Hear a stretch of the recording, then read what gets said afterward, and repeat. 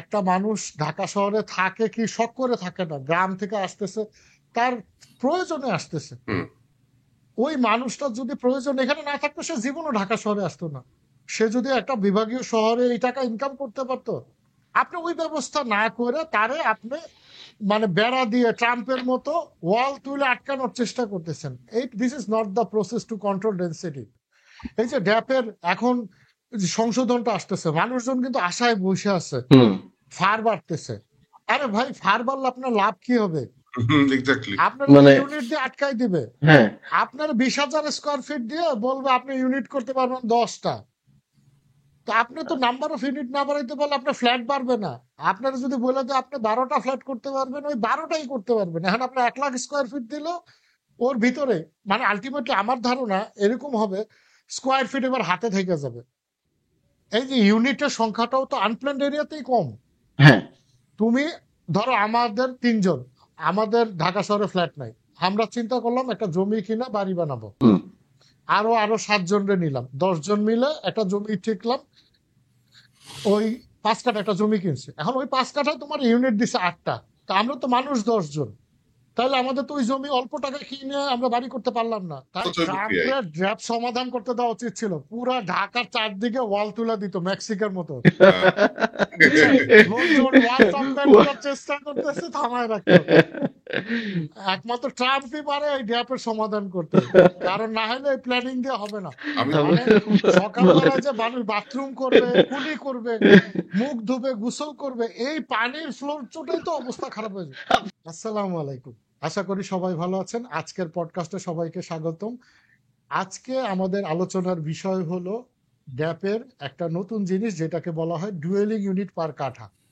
আপনারা যখন আর্কিটেক্টদের কাছে বাড়ি ডিজাইন করাতে আসেন, অনেকেই আমাদেরকে একটা কমন প্রশ্ন করেন যে ড্যাপে আমরা কয় তালা করতে পারব। এই বিষয়টা কিন্তু এখন আর তালাতে ব্যাপারটা নাই। এখন ড্যাপে যে জিনিসটা করা হয়েছে যে আপনাকে রাজুক থেকে বলে দিবে আপনার জমিতে আপনি বাড়ি করলে কয়টা ইউনিট করতে পারেন। সেই ইউনিটগুলোকে আপনি পরপর বসায়ে যে কয়টা তালা হয় ওই হিসাবে আপনাকে করতে হবে। এই জিনিসটা দিয়ে ড্যাপে যেটা বলতেছে যে তারা জনঘনত্বকে নিয়ন্ত্রণ করতেছে। এই জনঘনত্ব নিয়ন্ত্রণ করার জন্য যে ড্যাপের যে জিনিসটা ইন্ট্রোডিউস করা হয়েছে, এইটাই আজকে আমাদের আলোচনার বিষয়। এটা দিয়ে কি আদৌ জনঘনত্ব নিয়ন্ত্রণ করা যাবে, নাকি সাধারণ মানুষ এইটার কারণে ক্ষতিগ্রস্ত হবে? আজকের পডকাস্টে আমাদের সাথে যুক্ত আছেন 2 জন স্থপতি, যারা আমরা আগেও এই ড্যাপ নিয়ে আলোচনা করেছি। আশা করি আপনাদের কাছে এই পডকাস্টটাতে অনেকগুলো জিনিস ক্লিয়ার হবে। প্রথমে এই জিনো ভাইকে দিয়ে শুরু করতে চাই। ড্যাপের এই বিষয়টাকে, ডুয়েলিং পার ইউনিটটাকে আপনি কিভাবে দেখেন, এই বিষয়টা দিয়ে আমরা শুরু করি। ডুয়েলিং পার ইউনিট চমৎকার ইন্ট্রো। সবাইকে শুভেচ্ছা এবং সালাম। ড্যাপের এই ডুয়েলিং ইউনিটের ব্যাপারটা তারা অবশ্যই বলবে যে তারা স্টাডি করেছে। এর একটা এক্সাম্পল দেই।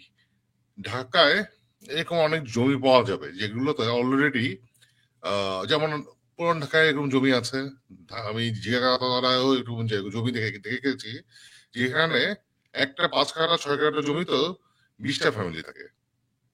20টা ফ্যামিলি যে থাকে, এই থাকছে একটা জমিতে, কিন্তু টিন শেড করে টেম্পোরারি শেড করে 20টা ফ্যামিলি থাকছে।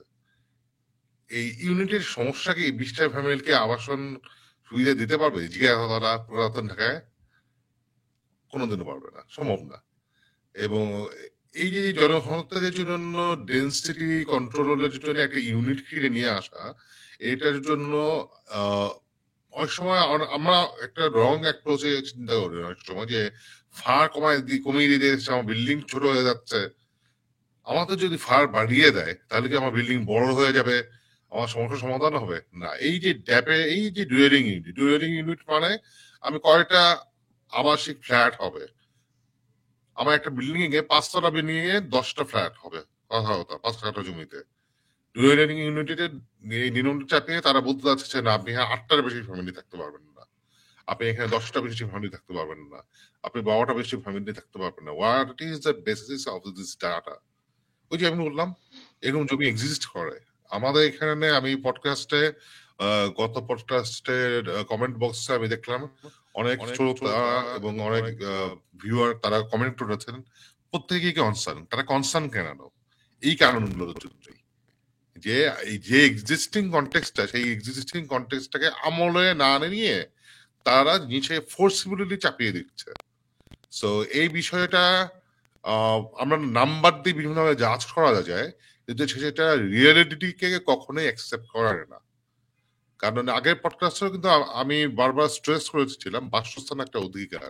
সো ডুয়েলিং ইউনিটের যে নাম্বারটা, আমি 5টা ইউনিট হবে না 8টা ইউনিট হবে, এটার একটা গ্রহণযোগ্য মানদণ্ড থাকতে হবে।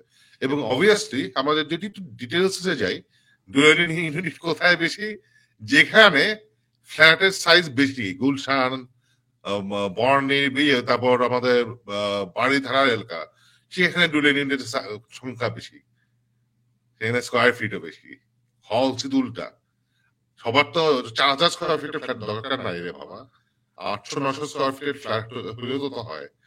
তা আমি কেন কিন্তু আপনার আরেকটা জিনিস ঢুকাইছে যে এফোর্ডেবল হাউজিং, ওরা বলতেছে যে যাদের দরকার সাশ্রয় বাসন। আর ইমরানের কি মতামত এই বিষয়টা নিয়ে? আচ্ছা, সবাইকে শুভেচ্ছা, ধন্যবাদ। জিনো ভাই অনেক কথা বললেন। আমি এই বিষয়টা বলতে গেলে একটু পেছন থেকে আসতে চাই আর কি। সেটা হচ্ছে ঢাকার আসলে প্রেক্ষাপটটা কি, ঢাকাটা আসলে কিভাবে গড়ে উঠছে। ঢাকার তো আসলে কোনো মাস্টার প্ল্যান অনুযায়ী গড়ে ওঠেনি। যখন ঢাকাটা শুরু হয়েছে তখন এটা খুব অর্গানিক একটা প্যাটার্নে ডেভেলপ করছে, এবং এর আসলেই কোনো নিয়ম নীতি নেই। এটা খুবই মানে অর্গানিক ভাবে তৈরি হয়ে গেছে এবং সেই অবস্থায় কিন্তু চলছে। এখন চিন্তা করেন, এই একটা সিস্টেমের মধ্যে আমরা এসে বিভিন্ন রকম আইন কানুন ইনপুট করছি, ওকে, করতে পারি। কিন্তু এখন একটা বিষয় খেয়াল করে দেখেন, ঢাকার আসলে এখন বর্তমান অবস্থাটা আমরা দেখি। এখানে ঢাকায় বর্তমানে 1/3 লোক হচ্ছে বস্তিতে বসবাস করে। ঢাকার টোটাল এরিয়া এই ট্যাপে নির্ধারণ করা হয়েছে 1528 স্কোয়ার কিলোমিটার। তো সেখানে 1/3 লোক বস্তিতে বসবাস করে, এবং 10%-এর নিচে, বুঝছেন, আপনার 10%-এর যে মানুষ যে থাকে ঢাকায় যত মানুষ থাকে তার 10%-এর আয় বাকি 90%-এর আয়ের থেকে বেশি। Can you imagine the difference? মানে গ্যাপটা আসলে অনেক ব্যাপার। আরো কিছু মজার জিনিস বলি, সেটা হচ্ছে আপনার রাস্তার বিষয় চলে আসে। আচ্ছা, এটা আমি একটু পরে বলি, তার আগে আমি কিছু জিনিস বলি। সেটা হচ্ছে এই যে আমরা আজকে ড্যাপ করলাম, আমাদের মেইন কনসার্ন ছিল হচ্ছে ডেনসিটিটাকে কন্ট্রোল করা। কারণ কি, অর্গানিক ভাবে ডেভেলপ হয়ে গেছে একটা শহর, এখানে প্রচুর মানুষজন আসছে, কোন রকম কোনো ইয়ে নাই, সারা বাংলাদেশে আসলে কোনো কর্মসংস্থানের ওরকম বিকেন্দ্রীকরণ নাই, যার ফলে সবাই এখন ঢাকামুখী হয়ে যাচ্ছে, সবকিছুই ঢাকায়। হ্যাঁ, তো যার ফলে হচ্ছে কি যে এখানকার ডেনসিটি বেড়ে যাচ্ছে, এবং এই জন্য আমরা এতদিন পরে এসে করলাম কি, আসো আমরা সবাই মিলে ডেনসিটি কন্ট্রোল করি। এবং ডেনসিটি কন্ট্রোল করার জন্য চিন্তা করে দেখেন, ওয়ার্ল্ড ওয়াইড কিন্তু অনেক ধরনের ফেনোমেনা আছে, মানে অনেক ধরনের পদ্ধতি আছে এই ডেনসিটি গুলোকে কন্ট্রোল করার জন্য, ঠিক আছে? তো আমরা সেখানে একটা জিনিসকেই বেছে নিলাম, মানে আমার যে ডেনসিটি যে আমি কন্ট্রোল করব, সেটা তো আমার কিছু প্রিন্সিপাল থাকবে। সেই প্রিন্সিপাল গুলো আসলে মানে ওয়ার্ল্ডের সাথে অন্যান্যরা যা কি করছে সেগুলো বিচার বিবেচনা করে করা উচিত। এবং তার মধ্যে একটা প্রধান ইস্যু হচ্ছে আপনার ডিসেন্ট্রালাইজেশন। এবং মজার ব্যাপার হচ্ছে শুধু ডিসেন্ট্রালাইজেশন না, আরো অনেকগুলো বিষয় আছে যে আপনি একটা শহরের ডেনসিটি কিভাবে কন্ট্রোল করতে পারেন। একটা ডিসেন্ট্রালাইজেশন বললাম, এটা আমাদের প্রেক্ষাপটে খুব জরুরি। আরেকটা মজার বিষয় হচ্ছে সমন্বিত শহর পরিকল্পনা, মানে একটা সমন্বিত শহর পরিকল্পনা। আমরা কিন্তু প্রথমে, যেমন এর আগের বারও বলছিলাম যে ড্যাপে আমরা নাম দিচ্ছি হচ্ছে ডিটেল এরিয়া প্ল্যান, বিশদ অঞ্চল পরিকল্পনা, কিন্তু এর মধ্যে আসলে অনেক কিছুই নেই, প্রিন্সিপাল গুলোতে অনেক গ্যাপ আছে। তো সমন্বিত শহর পরিকল্পনা যেটা সিঙ্গাপুর করছে, মজার ব্যাপার, আমাদের এই ড্যাবকে বলা হচ্ছে যে সিঙ্গাপুরের মডেল দেখে করা। আমার এটা এখনো পর্যন্ত আমার মাথায় আসে না যে কিভাবে সিঙ্গাপুরের মডেল দেখে করছে, কারণ সিঙ্গাপুর খুব টাইট একটা সিটি, অনেক মানুষজন থাকতে হবে, তারা সেইভাবে ডেভেলপ করছে। দ্যাট ইজ সমন্বিত শহর পরিকল্পনা। সিঙ্গাপুর তো ঢাকা থেকেও ছোট একটা শহর। তারপরে আরেকটা মজার বিষয় আছে, সেটা হচ্ছে ফার্ম নিয়ন্ত্রণ করা, ফ্লোর এশিয়া রেশিও নিয়ন্ত্রণ করা। দেখেন, আমি এতগুলো বললাম, এর মধ্যে কোথাও কিন্তু নেই ডুয়েলিং ইউনিটের কথা, কিন্তু কোথাও নেই। না, আচ্ছা, তারপরে এরপরের ইয়েগুলোতে আসে হচ্ছে এনভায়রনমেন্ট রিলেটেড কিছু ইস্যুজ আছে, তারপরে আসে হচ্ছে আপনার সাশ্রয়ী আবাসনের বিষয় আছে। তো এতগুলো প্যারামিটার নিয়ে কিন্তু ওয়ার্ল্ডে কাজ করতেছে, কেউ কোথাও ডুয়েলিং ইউনিটের নাম করে আমার গলা চিপে কেউ ধরে নাই। এইটা আমার কাছে খুব ইন্টারেস্টিং লাগছে। আমি আমি পাইনি, হয়তো ফাড়ের একটা পার্ট হচ্ছে ডুয়েলিং ইউনিট করা। যেমন ধরেন আরেকটা সিস্টেম আছে, সেটা হচ্ছে বিএসকে সিস্টেম, মানে বেডরুম হল কিচেন সিস্টেম। এখন বেডরুম হল কিচেন সিস্টেমটা কেন জরুরি, সেটা আমাদের এই এখনকার প্রেক্ষাপটে খুব জরুরি একটা বিষয়। কারণ দেখেন, ডিসেন্ট্রালাইজ যে আমি করব, এটা তো ঢাকার জন্য করতে চাচ্ছি, যে ঢাকার জনসংখ্যা বেড়ে গেছে, ঢাকার জনঘনত্ব বেড়ে গেছে, দ্যাটস ওয়াই আমি ঢাকাকে ডিসেন্ট্রালাইজ করতে যাচ্ছি। তার তার জন্য আমরা কি করতেছি, যে আমাকে ডিসেন্ট্রালাইজ করার জন্য আমার তো শুধুমাত্র এটা ঢাকা নিয়ে চিন্তা করলে তখন হবে না। মানে ফ্যাক্টটা একটু চিন্তা করেন, যে আমরা আসলে চিন্তা করতেছি ডিটেল এরিয়া প্ল্যানে ঢাকা নিয়ে, কিন্তু শুধু ঢাকা নিয়ে যদি চিন্তা করি তাহলে ডিসেন্ট্রালাইজ কাজ করবে না। ডিসেন্ট্রালাইজ তখনই কাজ করবে যখন এই সারা বাংলাদেশের প্রেক্ষাপট নিয়ে চিন্তা করব। কারণ এই দেখেন, আহ, মনে আসলো এখন বাই দা বাই, যে ইকোনমিক জোন অথরিটি আছে না, ইয়েতে বেজা নামে একটা এই যা, অথরিটি আছে। ইকোনমিক জোন অথরিটি, এটা এই এই ইকোনমিক জোন ডেভেলপমেন্ট কিন্তু একটা ওয়ার্ল্ড ওয়াইড খুবই পপুলার একটা সিস্টেম।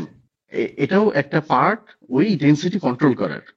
কারণ হচ্ছে আমি যখন মানে একটা এলাকা থেকে বিভিন্ন এলাকায় ইকোনমিক জোনগুলোকে সরাই দিচ্ছি, হ্যাঁ, তখন লোকগুলো ওদিকে চলে যাচ্ছে, মানুষগুলো আমি ওদিকে চলে এটাকে যাচ্ছে। আরেকটু সহজ করে দিই হুম। জিনিসটা। যে এরকম করে যদি চিন্তা করি, হ্যাঁ। যে ঢাকায় কি হয়, মানুষ আসে কাজের সন্ধানে, তাই না? সবাই আসতেছে এখানে হুম। নিজের মতো করে কাজ করবে, এখানে ইনকাম করবে, এই ইনকামের টাকাটা দিয়ে বাড়িতে পাঠাবে, বাড়িতে ফ্যামিলি থাকে, এক্স্যাক্টলি সিনারিও। এক্স্যাক্টলি। এখন আমাদের এখানে একটা যেটা কমন ঘটনা যেটা ঘটে, দেখেন হুম। কে কে আসে, আমি আমাদের শিক্ষিত শ্রেণীর বাইরে, ঢাকায় যেহেতু ইনকামের একটা সোর্স আছে, অনেক টাইপের মানুষ আসে, রিক্সাওয়ালা আসে, গাড়ির ড্রাইভার আসে, তারপরে আপনার কর্মজীবী বিভিন্ন, এই যে নির্মাণ কাজের জন্য শ্রমিকরা আসে, বিভিন্ন শ্রেণীর মানুষ আসে, বিভিন্ন ক্লাসের। একটা অফিসেও কিন্তু বিভিন্ন লেভেলের মানুষ চাকরি করে, সবাই তো হাই অফিসিয়াল না। কারো বেতন শুরু হয় 10,000 টাকা থেকে, কারো 20, কারো 1 লাখ পর্যন্ত যাচ্ছে। এখন আমার যে নাম্বার অফ ইউনিট দিয়ে যখন কন্ট্রোলটা হয়, আপনি ঢাকাটাকে যদি চিন্তা করেন জোন হিসাবে ওরা যেভাবে ভাগ করছে, ধানমন্ডি একরকম এনভায়রনমেন্ট, গুলশান একরকম এনভায়রনমেন্ট, তার চেয়ে একটু নিচে আসলে ধরেন ধানমন্ডির পিছনে ঝিকাতলা অথবা গুলশানের আশেপাশে সাতারকুল, এরকম জায়গা। তারপর আরো কিছু দূরে যেতে থাকেন, আপনি দেখবেন যে মানুষের ইনকাম রেঞ্জ অনুযায়ী মানুষ কিন্তু ওই জায়গাগুলোতে থাকে। কিছু জায়গায় বাসা ভাড়া আছে 10,000, কিছু জায়গায় বাসা ভাড়া হলো 15,000, এভাবে গ্র্যাজুয়ালি কিন্তু বাড়তেছে। গুলশান বনানীতে 1 লাখ 1.5 লাখ টাকা ভাড়া। এখন যেই জায়গায় যেই ভাড়াই হোক, ওখানে কেউ না কেউ তো ল্যান্ড ওনার, ওনার ইউজার কিন্তু আলাদা। এখন গুলশানের একটা লোক, ওকে যখন আমি ইউনিট ফিক্স করে দিচ্ছি যে তুমি 5 কাঠায় 12টা ইউনিট পাবা, ও 12টা ইউনিট করে 70-80 হাজার টাকা ভাড়া দিতে পারবে, দ্যাটস ওকে। এখন যেই লোকটা ধরেন মিরপুর অথবা আরেকটু দূরে থাকে, যেখানে যে মানুষটা একটা অফিসের, গুলশানে চাকরি করে অফিসের একটা পিয়ন, ওর বেতন কিন্তু 10,000 টাকা অথবা 15,000 টাকা, ওই লোকটার বাসা ভাড়াও তো ওই রেঞ্জের হবে। এখন ওই জায়গার জমির মালিক যে বাড়িটা বানাবে, ওরও কিন্তু 5 কাঠা জায়গায় যদি আপনি 10টা 12টা ইউনিট করে দেন, ওই লোক বাড়ি করে ওই বাড়ি ভাড়াটা কারে দিবে? ওইখানে দরকার কি, যে ইমরান যে কথাটা বললো যে বিএইচকে এর কথাটা, আমি বাইরে এরকমও দেখলাম যে দেশের বাইরে এরকম আছে যে অনেক বিল্ডিং এ অনেক ছোট ছোট ইউনিট থাকে, 2 BHK 1 BHK, দেখা গেল স্টুডেন্ট অর্জব করে, ও ওর থাকার জন্য তো একটা বড় অ্যাপার্টমেন্ট দরকার নাই। ওর মান্থলি যদি ও 8,000 টাকা দিয়ে থাকতে পারে, ও একটা ছোট ইউনিট হইলেই হয়ে যায়। এখন বাংলাদেশের রেসপেক্টে যদি চিন্তা করেন, এই যে ডিউ পার ইউনিটটা যে ড্যাপে ভাগ করছে যেভাবে, গতবার সংশোধনীর আগে কিন্তু অনেক কম ছিল, এখন কিন্তু মোটামুটি বাড়াইছে। এখন বাড়ানোর কারণে যেটা হয়েছে, যেই জায়গায় 5 কাঠা জমিতে একটু আন্ডার ডেভেলপড এরিয়া গুলাতে যেখানে 7টা ইউনিট পাইতো, ওরে 10টা ইউনিট করে দিছে। কিন্তু ওই 5 কাঠার লোকের ডিমান্ড কিন্তু 10টা না, ওর কথা হইলো ভাই আমি 700 স্কোয়ার ফিটের 2টা করতে চাই, অথবা 600 স্কোয়ার ফিটের 3টা ইউনিট করতে চাই, কারণ আমার ওইখানে ভাড়া হয় 8,000 টাকা, 7,000 টাকা। আমি যদি এখন ওইখানে 1200 স্কোয়ার ফিটের একটা ইউনিট করি, ওইটা দিয়ে তো আসলে আমার কাজ হবে না। ওইখানে ভাড়া দিতে গেলেও আমার বেশি দিতে হবে, ওই জায়গায় ভাড়াটিও পাবো না, আপার ক্লাসের লোকও আসবে না। এই সমস্যা যে ওখানে নিলয়। প্রবলেমটা তৈরি হয়। একটা ছোট্ট জিনিস অ্যাড করি এখানে, হ্যাঁ। এই এই এই বিষয় থেকে মাথায় আসলো যে তাহলে আমরা এটা কিভাবে সমাধান করতে পারি। ব্যাপার হচ্ছে যে ওই যেটা বলছিলাম প্রথমে, বিকেন্দ্রীকরণের আর একটা ইন্টারেস্টিং প্যারামিটার হচ্ছে যোগাযোগ ব্যবস্থার উন্নয়ন করা। হ্যাঁ, Yes. তো ধরেন, তোর একটু হ্যাঁ ইন্টারাপ্ট করে নি, হ্যাঁ হ্যাঁ একটু ইন্টারাপ্ট করে নি, আমি কথাটা শেষ করতে পারি না। হ্যাঁ ওইখানে হ্যাঁ একটা লোক যখন ওই 8,000 টাকা দিয়ে ওই বড় বাসা ভাড়া করতে যাবে, ওর তো 8,000 টাকা পাচ্ছে না, ও না 10,000 পাচ্ছে না, টাকা দিয়ে বড় বাসাটা নেবে। হ্যাঁ ও দেখবে কি এই 2,000 টাকা এক্সট্রা খরচ হইতেছে, গ্রামের থেকে বউ বাচ্চা নিয়ে চলে আসবে শহরে। আমি এক্স্যাক্টলি। ফ্যামিলি নিয়ে এখানেই থাকি, এবং ওই বাচ্চাটা আসতেছে, ওর ওয়াইফ আসতেছে। আপনি কিন্তু জনঘনত্ব কমাইতে গিয়ে মানুষের পরিমাণ কমাইতে চাইছিলেন, আরো কিন্তু বেড়ে মানুষকে যাচ্ছে। অনেকটা বাধ্য করতেছেন যে নিয়ে আসার জন্য। তুমি গ্রামের থেকে লোক নিয়ে আসো, এইখানে আইনা তুমি একসাথে ফ্যামিলি করো, গ্রামের লোকজন আর বাড়ি ঘর বাদ দিয়ে এখানে সব চলে আসতেছে। একদম এক্স্যাক্টলি, এবার ইমরান বলো। এটাই এখানে বলতে চাচ্ছিলাম। আপনি যদি হ্যাঁ, ধরেন আমরা একটা একটা জিনিস ভুলে যাবো, বলে ফেলি। সেটা হ্যাঁ হচ্ছে যে ওই যে আমাদের ড্যাপ বা এগুলোতে যে প্রথম যে ইস্যুটা, সেটা হচ্ছে সবকিছুকে একটা জেনারেলাইজ পয়েন্টে একটা চার্টের মাধ্যমে দেখতেছে তারা, রাদার দেন এক একটা এরিয়ার প্যাটার্ন, সেই আরবান প্যাটার্নটা কি, সেটা ডেমোগ্রাফিতে কিভাবে কাজ করে সেটা না দেখে। যেমন আমি একটা এক্সাম্পল দিই, ধানমন্ডির পাশে আমার অফিস হচ্ছে সোবানবাগে, রাইট? সোবানবাগের পিছনে শুক্রাবাদ আছে, শুক্রাবাদ ওই সাইডটা। আবার ধানমন্ডির পিছনে পশ্চিম ধানমন্ডি শঙ্করের যে সাইডটা, এই যে ধানমন্ডির গ্রেটার ধানমন্ডি যদি কল্পনা করে, আবার লালমাটিয়ার সাইডটা আছে, এই গ্রেটারটা একই জায়গার মধ্যে বিভিন্ন ক্যারেক্টারিস্টিক্স আছে। যেমন শুক্রাবাদের সাইডে, এই সাইডটাতে একদম ধানমন্ডি মিরপুর রোডে এই পাশ ওপাশ, তাই না? শুক্রাবাদের এই সাইডটা, এখানে কিন্তু প্রচুর মেস তৈরি হয়, এখানে যত বাসা ভাড়া হয় সব হচ্ছে মেস হিসেবে। এখানে অনেক সময় নিম্নবিত্ত মানুষজন, যেমন ড্রাইভার, পিয়ন, দারোয়ান, এই ধরনের যারা একটু নিচু নিম্নবিত্ত যে লোকজন আছে, তারা তাদের ফ্যামিলি নিয়ে এই ফ্ল্যাট গুলোতে, এখানে 4টা একটা বড় ফ্ল্যাটকে তারা 4জন মিলে শেয়ার করে থাকে, ফ্যামিলি সহ। মাইন্ড ইট, দেখা গেছে 3,000 স্কোয়ার ফিটের তারা হয়তো একটা ফ্যামিলি একটা রুম নিচ্ছে, একটা ফ্যামিলি একটা রুম নিচ্ছে, তারা শেয়ার কিচেন করে থাকে, সাবলেট আর কি, সাবলেট সিস্টেমে। তো এই যে এই প্যাটার্নটা, এই যে এটা কিন্তু আবার রাস্তার ওই পারে গেলেই ধানমন্ডি 4,000 স্কোয়ার ফিটের লাক্সারি ফ্ল্যাট, আবার একটু লালমাটে গেলে 1,500 স্কোয়ার ফিটের পুরোনো ফ্ল্যাট, আবার আমি যে শঙ্করে ওখানে গিয়ে আবার মেস সিস্টেম, কারণ ওইদিকে ইউনিভার্সিটি আছে। তো এই যে ডেমোগ্রাফি গুলা, এগুলো কিন্তু সাথে চার্ট দিয়ে আপনি ডুয়েলিং ইউনিট আপনার হচ্ছে 2.7 এইভাবে বলে কিন্তু সলভ করা যায় না। এখানে ওই যে যেটা বিএসকে যে ব্যাপারটা চলে আসে, আমি যদি বলে দিই যে এইটা এই সিস্টেমে এই ক্যাটাগরিতে হবে, এই ধরনের অ্যাডজাস্টমেন্ট হবে। আরেকটু জিনিসটা করা উচিত ছিল ডিটেল এরিয়া প্ল্যানের সময়, এরিয়া বেসিসে যখন তোমার ভাগ করছো, ওয়ার্ড বেসিসে ভাগ করছো, সেই ওয়ার্ডে কোয়ালিফিকেশনটা একটু মাথায় রাখা উচিত ছিল। গ্রস ভাবে তোমার চাপায় দেওয়া উচিত না যে তোমার আন্ডার ডেভেলপমেন্ট, তোমাদের ইউনিট কম করছো, তো তাই তোমার আন্ডার ডেভেলপমেন্ট, তো তোমার ইউনিট কম। তুমি ওভার ডেভেলপমেন্ট, তোমার ভালো এলাকা, হ্যাঁ হ্যাঁ এইটা। আর আরেকটা যেটা হচ্ছে কি, যে আমি তো ইমরান কি জানি এটা বলতে, সরি ইমরান বল। যেটা বলতে চাচ্ছিলাম, দেখেন আমরা আমাদের এখানে যখন এই যে জোন গুলো ভাগ করলাম, ঢাকাকে আমরা কতগুলো, এখন বর্তমানে 65টা, আমি যদি ভুল না করি, 56 না 56 এরকম কিছু একটা ভাগ করছে।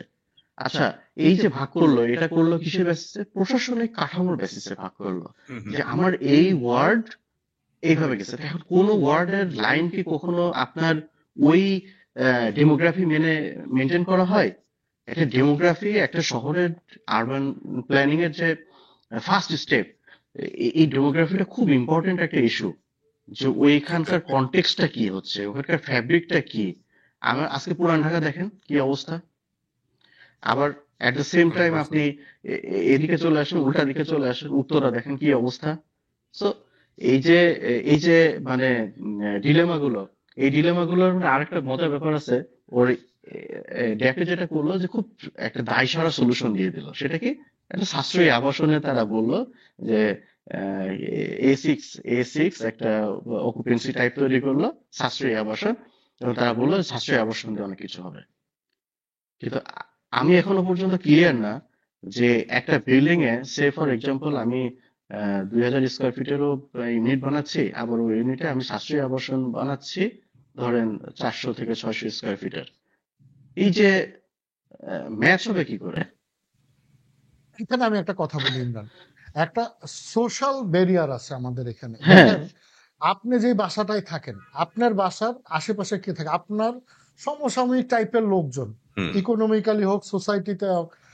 আনপ্ল্যান্ড এরিয়াতে সাশ্রয়ী আবাসন দেওয়া হয়েছে যে ন্যূনতম 5টা, মানে আপনি একটা 5 কাঠা জায়গায় যদি বাড়ি করেন, আপনি চাইলে 600 স্কোয়ার ফিটের, এই যে বলতেছিলাম যে গরিবের জন্য ইউনিট করতে পারবেন। ওরা এটা আবার মুখে সরাসরি বলে না। না। আচ্ছা, এখন আপনি যে অ্যাপার্টমেন্টটায় থাকেন, হ্যাঁ, ওই অ্যাপার্টমেন্টে আপনি কি একজন ধরেন বস্তিতে থাকা মানুষকে অন্যরা অ্যালাউ করবে? আপনি যদি অ্যালাউ করেন, সোসাইটির যে আপ ডাউন আছে, ওই লোকটাও তো আপনার সাথে কমফোর্ট ফিল করবে না। আপনি 600 স্কোয়ার ফিটের ইউনিট করে আপনি আপনার ড্রাইভাররা আপনার বাসা বাড়ি ভাড়া দেওয়ার, অথবা অন্য বাসার একটা ড্রাইভারে ভাড়া দিতে পারবেন? অথবা ওদের যে সোশ্যাল ব্যারিয়ার একটা দুইটা গ্রুপের, এটা তো অস্বীকার করার কিছু নেই। আমাদের সমাজে একটা সোসাইটিতে আপ ডাউন আছে, ওদের লাইফস্টাইল, ওদের প্যাটার্ন। ওরা কি না ওই যারা মোটামুটি মিডিল ক্লাস না পারবে লোয়ার মিডিল ক্লাসের সাথে ম্যাচ করে থাকতে, lower middle class upper middle ক্লাসের সাথে ম্যাচ করে থাকতে পারবে না? এটা অবাস্তব একটা ব্যাপার। মানে ওরা যেটা বলতেছে যে এই সাশ্রয়ী ইউনিট দিয়ে আপনারা এই প্রবলেম গুলো সলভ করবেন। এবং মজার বিষয়, ডেভেলপাররা কি করতেছে, এই সাশ্রয়ী ডেভেলপ ইউনিটটা করে এটার পরে আবার কমপ্লিট হওয়ার পর মার্চ করে বড় ইউনিট বানাচ্ছে। এটা কিন্তু বাস্তবতা। বেসিক্যালি তারা স্কোয়ার ফিটে ক্যালকুলেশন করতেছে। এই স্কোয়ার ফিটে যে মানুষগুলো থাকবে, তাদের সোশ্যাল স্ট্যাটাস, তাদের ওয়ার্ক এনভায়রনমেন্ট, তাদের কনটেক্সট, লিভিং কনটেক্সট, কোনো কিছুই কনসিডারেশন করে নাই। বাইরের দেশগুলোতে আমরা কি দেখি, যখন মেট্রোপলিটন সিটি অলওয়েজ এক্সপেন্সিভ। আমরা ঢাকা শহরে যেটা দেখছি, ইটস এক্সপেন্সিভ। কিন্তু এক্সপেন্সিভটা যেটা হচ্ছে যে এই যে এত লোক আসতেছে, আমি বলছি এক্সপেন্সিভ শহর, ঢাকা শহরে টিকে থাকা কঠিন। কই, ঢাকা শহরে তো লোক কমে না, লোক আরো আসতেছে। তার কারণ শুধু এখানে ইনকাম করা হয় সেই জন্য না, না, দেয়ার আর মাল্টি ফ্যাসেটেড। কারণ এখানে সিকিউরিটির একটা ইম্পর্টেন্ট ইস্যু, এখানে ট্রান্সপোর্টেশন ফ্যাসিলিটি, হসপিটাল, স্কুল। আমি আমার একটা এক্সাম্পল বলি, এটা মানে মজার কাহিনী। পরিচিত এক ড্রাইভার, সেটা পুরো ফ্যামিলি বরিশাল থেকে নিয়ে আসছে। তার ফ্যামিলি নিয়ে আসছে, তার বাচ্চাকে সে গ্রামে রাখবে না, সে ঢাকা শহরে রাখবে। আমি বললাম যে আপনার বেতন কত? বললো যে বেতন যাই হোক এখানে রাখবো, শহরে লোক এখানে রাখবো, গ্রামে থাকলে গ্রামে তো টাকা পাঠিয়ে দিতাম। তো এইভাবে করে গ্রামের লোকজন কমে যাচ্ছে, ঢাকা শহরে লোক আসতেছে। এখন ঢাকা শহরে আমরা তো লোক আনতেছে, আমরা তো লোক আটকাতে পারছি না। কারণ আটকাতে পারছে না কেন? যেটা ইমরান বললো, আমাদের এখানে প্রয়োজনীয় ইনফ্রাস্ট্রাকচারটা নাই। আমাকে যদি বলা হয় যে, আমাকে যদি ওই সুবিধা দেওয়া হয় যে আমি গাজীপুরে আমার জমি আছে, 3 কাঠা জমি, ওখানে একটা ডুপ্লেক্স বানায় আমি থাকবো, ওখান থেকে আমি অনলাইনে কাজ করতে পারবো, যখন দরকার আমি ঢাকায় গাড়ি নিয়ে এক টান দিয়ে চলে আসতে পারবো, বা মেট্রো রেলের সুবিধা আছে, বা খুব ভালো কোয়ালিটি বাস সার্ভিস আছে, আমি কিন্তু গাজীপুর চলে যাবো ইজিলি। আমি এখানে যদি থাকতে হয়, আমি ছোট্ট একটা অ্যাপার্টমেন্ট, স্টুডিও অ্যাপার্টমেন্ট, যেটা হংকং, সিঙ্গাপুর, ওখানে মেট্রোপলিটন এরিয়া, নিউ ইয়র্ক, ওসব জায়গায় কি হয়, ওখানে কি সবাই 4000 স্কোয়ার ফিট লাক্সারি ফ্ল্যাট নিয়ে থাকে। যারা শিল্পপতি তারা থাকতে পারে, ডিফারেন্ট থিং। সোসাইটিতে যেমন উচ্চবিত্ত আছে, তেমন মধ্যবিত্ত আছে, প্রত্যেকটা স্ট্যাটাসের লোক আছে। আমি তো সবাইকে মার্চ করে ফেলবো না, আমি তো মিলিয়ে ফেলবো না যে আমি যেটাই ড্যামেজ করতেছে যে আপনি 3000 স্কোয়ার ফিট করেন, কিন্তু আপনি যদি ছয়টা বা পাঁচটা আপনি যদি 700 স্কোয়ার ফিট অ্যাপার্টমেন্ট করেন, আপনি ইনসেন্টিভ ফার বেশি পাবেন। একটা লোভ ধরা দিত, যেটা নিলয় বললা, তাতে কি হলো, ডেভেলপাররা ওই স্কোয়ার ফিটটা ঠিক বেশি নিল, পরে যদি দুটো একটা ফ্ল্যাট জোড়া লাগায়, একটা আস্ত ফ্ল্যাট বড় ফ্ল্যাট দেখায়, ওটা কে চেক করতে হবে ফ্ল্যাটের ভেতরে, চেক করা এটাই। অথচ রাদার দেন যদি ইনফ্রাস্ট্রাকচার ডেভেলপমেন্ট অর্থাৎ রাস্তাঘাট নির্মাণ, কানেকশনের যে ব্যবস্থাটা সেটা যদি করা হতো ঠিক মতো প্রপারলি, দুলা ভাই তার সাথে একটু ইন্টারাপ্ট করি, ক্যামেরা ঠিক করেন। যেটা হচ্ছে যে ওই আমাদের এখানে ইনফ্রাস্ট্রাকচার ডেভেলপমেন্টের যেমন একটা প্রসেস শুরু হয়েছিল, যেমন এই যে মিরপুরটা মেট্রো রেল ডেভেলপমেন্ট হওয়ার হতে, এখন মিরপুর কিন্তু হঠাৎ করে ড্যাপটা যে সময় করা হয়েছিল, তখন কি মিরপুরের বর্তমান যে ডিমান্ড, সেই ডিমান্ডটা চিন্তা করছিল তারা? করে নাই তো। না, উত্তরা এই যে হঠাৎ করে এখন যে ডিমান্ড, সেই ডিমান্ডের তো চিন্তা করেনি, কারণ এটা ইজি কানেক্টিভিটি বেড়ে গেছে, এবং এখন এখানে কিন্তু মানে আপার ক্লাস, মিডল ক্লাস, মানে নিম্নবিত্ত যে সব ধরনের লোক মিশে গেছে। মেট্রো রেলটা এখন সবার জন্য অ্যাক্সেসিবল।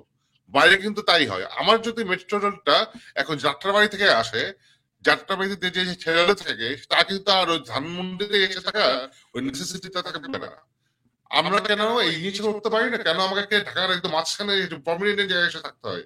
সিকিউরিটি একটা বড় ইস্যু, কারণ আমরা জানি যে অবস্থাপন্ন এলাকা হলো ওখানে একটু সিকিউরিটি বেশি থাকে, তো ওই জন্য একটা লোভ থাকে। ওগুলো তো আছে ভাই। সবচেয়ে বড় সমস্যা কি, আলটিমেটলি যেটাই করুক, সাধারণ মানুষ যারা ল্যান্ড ওনার, এরা সবকিছুর জন্য কেন সাফারার করবে? আমার প্রশ্ন হলো এইখানে, এই যে আপনি ডিসেন্ট্রালাইজেশন করেন নাই, আপনি প্ল্যান্ড এরিয়ার মতো করে আনপ্ল্যান্ড এরিয়াকে গুছাই দেন নাই, এটা দোষ কি সাধারণ মানুষের? আমার ধরেন আমার জন্ম যে জায়গাতে, আমার বাবা একটা আমার জমি দিয়ে গেছে, ধরেন আমি ঝিকাতলায় থাকি অথবা আমি রায়ের বাজারে থাকি, আমার ওই জায়গার ডেভেলপমেন্টের কাজ ছিল গভর্নমেন্টের, রাস্তা বড় করা, পার্ক করা, ফেসিলিটি দেওয়া। এখন গভর্নমেন্ট এটা করে নাই। এখন আমারে বলতেছে, আমি পড়াশোনা করে শিক্ষিত একটা মানুষ হয়েছি, আমি চাচ্ছি আমি একটা ভালো সুন্দর পরিবেশ, একটা বাড়ি করব। আমাদের দেশে তো এটা তো অস্বীকার করার কিছু নাই যে একটা স্ট্রাকচার ডেভেলপ করলে মানুষ চিন্তা করে যে আমি ওইটাকে একটা অংশ ভাড়া দিব, ওটা দিয়ে আমার একটা ইনকাম জেনারেশন হবে। এটা তো একটা বাস্তবতা। এবং যারা নির্মাণ করতে পারে না, এরা ডেভেলপারের কাছে যায়, যে ডেভেলপার অর্ধেক টাকা নিয়ে, অর্ধেক ইউনিট নিয়ে তার একটা বাড়ি বানাই দিবে। সে হয়তো 12টার জায়গায় 6টা পাইতেছে, তাও তো সে একটাই থেকে 5টা ভাড়া দিতে পারতেছে। এখন যখন আপনি এই আনপ্ল্যান্ড এরিয়াগুলোতে ডুয়েলিং ইউনিটের সংখ্যাটা কমাই দিবেন, তখন কি হবে দেখেন, এই জায়গার মানুষগুলা, মিডিল ক্লাস একটা মানুষের জন্য এখন যে নির্মাণ খরচ, একটা মানুষের পক্ষে কি একটা 5 কাঠা একটা মোটামুটি 7তলা বাড়ি করতে গেলেও কিন্তু 2.5 কোটি টাকা 3 কোটি টাকা খরচ হয়। মানুষ পারে না বলেই কিন্তু ডেভেলপারের কাছে যায়। এখন ওই ডেভেলপারের কাছে যখন যাবে, ডেভেলপার তো ব্যবসা করতেই আসতেছে, সে চাবে যে আমি অর্ধেক ইউনিট নিব, আপনি অর্ধেক নিবেন, ও বিক্রি করে দিয়ে কিছু টাকা ও লাভ করবে, বাকি টাকা দিয়ে বাড়িটা নির্মাণ করবে। এখন আপনি যখন আনপ্ল্যান্ড এরিয়াতে ইউনিটই দিবেন আপনি 6টা 8টা, এখন 8টা ইউনিটের একটা বিল্ডিং মানে পরপর বসাইলে 8তলা হয়, পাশাপাশি বসালে 4তলা হয়। এখন ডেভেলপার চিন্তা করবে, আমি এই ইউনিট যদি পাশাপাশি বসায় ছোট করি, এটা তো সেল প্রাইস উঠবে না। আবার আন্ডার ডেভেলপমেন্ট এরিয়া আমি যদি বড় বড় ইউনিট করে 8টা করি, অত বড় ইউনিট বিক্রিও করতে পারবো না। তখন ডেভেলপার ওই জায়গা থেকে মুখটা ফেরাই নিবে, ওই লোকটার বাড়ি করার স্বপ্নটা স্বপ্নই থেকে যাবে। এবং দেখেন অনেক ডেভেলপার আছে, ছোট ছোট ডেভেলপার, যারা ছোট ছোট এইসব প্রজেক্ট গুলো করে দিচ্ছে, যার জন্য এটা কিন্তু আবাসন সেক্টরে একটা বুম তৈরি হচ্ছে, অনেক মানুষ নিজের বাড়িটা তৈরি করতে পারতেছে। এখন আপনি নতুন একটা বিধিমালা করতেছেন, ওই বিধিমালাতে যদি আপনি বিল্ডিং এর সেটব্যাকের জায়গাগুলো ঠিক করতেছেন, এমজিসি বাড়াচ্ছেন। এখন আমার পৈতৃক একটা বাড়ি আছে, আমার বাবা হয়তো দোতলা একটা বাড়ি করে রেখে গেছিল আনপ্ল্যান্ড এরিয়াতে। আমি যদি এখন ওই বাড়িটা পুরান হয়ে গেছে ভেঙে এটারে মাল্টি স্টোরেট করতে যাই, আমি কিন্তু বিধিমালার কারণে বিল্ডিং এর যদি নিয়ম মেনে করি, আমি কিছু গ্রাউন্ড কভারেজ ছাড়তাম, আমি কিন্তু পারফোরেবল গ্রিন এরিয়া ছাড়তাম। ওইটা তো ডেভেলপার ওই বাড়িটা বানাই দিলেই সম্ভব হইতো। আমার তো ওই সামর্থ্য নাই, নাহলে আমি তো ওই পুরান বাড়িটাতেই থাকবো। এই যে ইফেক্টটা পড়লো, এইটার ক্ষতিটা তো শুধুমাত্র সাধারণ মানুষের হলো। আর ওই যে ইমরান একটা বললো না, ডিসেন্ট্রালাইজেশনের আরেকটা বড় সমস্যা কি হবে দেখেন, এই যে ড্রাইভার আপনি জিনু ভাই বললেন, ফ্যামিলিটা নিয়ে আসতেছে, এদের তো ইনকাম কম হয়। একটা ড্রাইভার যে টাকা ইনকাম করে অথবা একটা তৃতীয় শ্রেণীর কর্মচারী যে টাকা ইনকাম করে, সে যদি সৎ হয়, সে দেখা গেল তার ইনকাম দিয়ে সংসার, তার ওয়াইফ তখন অন্য একটা কাজের জন্য মনে করে ঢাকা শহরে নিয়ে আসি, এইটা ওইটা করবা। যেমন আমি অনেক বাসায় দেখছি যে অনেক বুয়া জিজ্ঞেস করলে বলে আপনার হাজবেন্ড কি করে, বলছে আমার হাজবেন্ড ড্রাইভারি করে। ও গ্রামে ছিল, গ্রামের থেকে নিয়ে চলে আসছে। ওরা দুইজনই ইনকাম করতেছে, কারণ ওদের সার্ভাইভ করতে হবে তো এই নগরীতে। এই মানুষগুলোরে আপনি রাখবেন কোথায় নিয়ে? এদের আবাসন কি এই এফোর্ডেবল হাউজিং দিয়ে সলভ করা সম্ভব? না দেখেন নীলা ভাই, আরবান প্ল্যানিং এইটা সেই যখন শহরের সূচনা হলো, সেই মানে ইয়ে থেকে আপনার ওটা কি বলে, প্রাচীনকাল থেকেই যখন শহরের উৎপত্তি হলো, শহরের তৈরি করা বা শহর ডিজাইন করা বা শহর মেনটেন করা এবং এই শহরটা সাস্টেনেবল হচ্ছে কিনা এটা নিয়ে এখনো পর্যন্ত কিন্তু পৃথিবীতে কোনো মানে অ্যাকুরেট বা ম্যাথমেটিক্যাল কোনো সলিউশন এখনো পর্যন্ত নেই। এটা কোনো আরবান প্ল্যানার বুকে হাত দিয়ে বলতে পারবে না যে this is the well designed একটা সিটি, এই সিটিতে সবকিছু হয়। No one. প্রত্যেকটা, কারণ এটা তো দিন শেষে ভাই আমরা মানুষ। আমার আজকে একটা প্যাটার্ন তৈরি হচ্ছে, আমি তো অর্গানিক, আমার 2 দিন পরে আরেকটা নিট তৈরি হবে। আমার আশেপাশের সারাউন্ডিংস নিয়ে আমি বিভিন্নভাবে বিভিন্ন রকম কোয়ান্টাম কম্পিউটারের মতো চিন্তা করি। সো এইটা কখনো মেনটেন করা যায় না। এই জন্যে যেটা করতে হয়, সবসময় কিছু প্যারামিটার নির্ধারণ করতে হয়, এবং সেই প্যারামিটারটা একটা প্যারামিটার নির্ধারণ করলে কোনো শহর সাস্টেন করে না। প্যারামিটার অনেক ধরনের প্যারামিটার নির্ধারণ করতে হয়, এবং প্যারামিটার গুলো সবই হইতে হয় হচ্ছে ওই শহর বান্ধব। ওই শহরের যে কনটেক্সট, শহরের যে ফ্যাব্রিক, ওই শহরটা কিভাবে গড়ে উঠছে এবং আগামী 100 বছর কিভাবে ওই শহরটা সাস্টেন করবে, এইটার উপর চিন্তা করে করতে হয়। এই জন্য আমার কাছে যেটা সবচেয়ে বেশি মনে হয় যে এই যে দেখেন ইয়েরা চলে আসতেছে, আমি একটা সমস্যা সমাধান করার জন্য আর একটা সমস্যা ঘাড়ের উপর নিচ্ছি। আমি কি করতেছি, আমি জনসংখ্যা কমানোর জন্য, ডেনসিটি কমানোর জন্য আমি করতেছি কি, আমি ইউনিট সংখ্যায় ব্যারিয়ার দিচ্ছি, সাশ্রয়ী আবাসনের মতো আবার আবাসনও তৈরি করতেছি। দুইটা কিন্তু দুই জিনিস। প্যারালালি আমি মানে এদিকেও যাচ্ছি ওদিকেও যাচ্ছি, দুই নৌকায় পা দিয়ে চলতেছি আর কি। তো তখন কি হচ্ছে, নীলা ভাই যেটা বললেন যে ওর একা আসতেছে না, ওর সাথে ওর ফ্যামিলি চলে আসতেছে। আমি ডেনসিটি কমাইতে চাচ্ছি রে ভাই, আমার তো মানে আরো ডেনসিটি বেড়ে যাচ্ছে, এটা কে কন্ট্রোল করবে? তো এটা কখনোই মানে এক শহর যখন তৈরি হয় বা সলিউশন করতে হয় তখন এইভাবে হয় না। কারণ ঢাকার মানে মূল জিনিসটা ওদের আসলে আগে বোঝা উচিত ছিল, ঢাকায় আসলে হচ্ছেটা কি। School, college, university, medication system, each and everything, administration থেকে শুরু করে সবকিছু ঢাকায়, এভরিথিং ঢাকায়। মানে সেই হচ্ছে আপনার মংলা পোর্টে যে হচ্ছে নৌবাহিনীর কোন একটা প্রবলেমে পড়বে, তার ঢাকায় ছুটে আসা লাগবে সেটা সমাধান করার জন্য। এটা আমি ব্রড স্কেলে বললাম।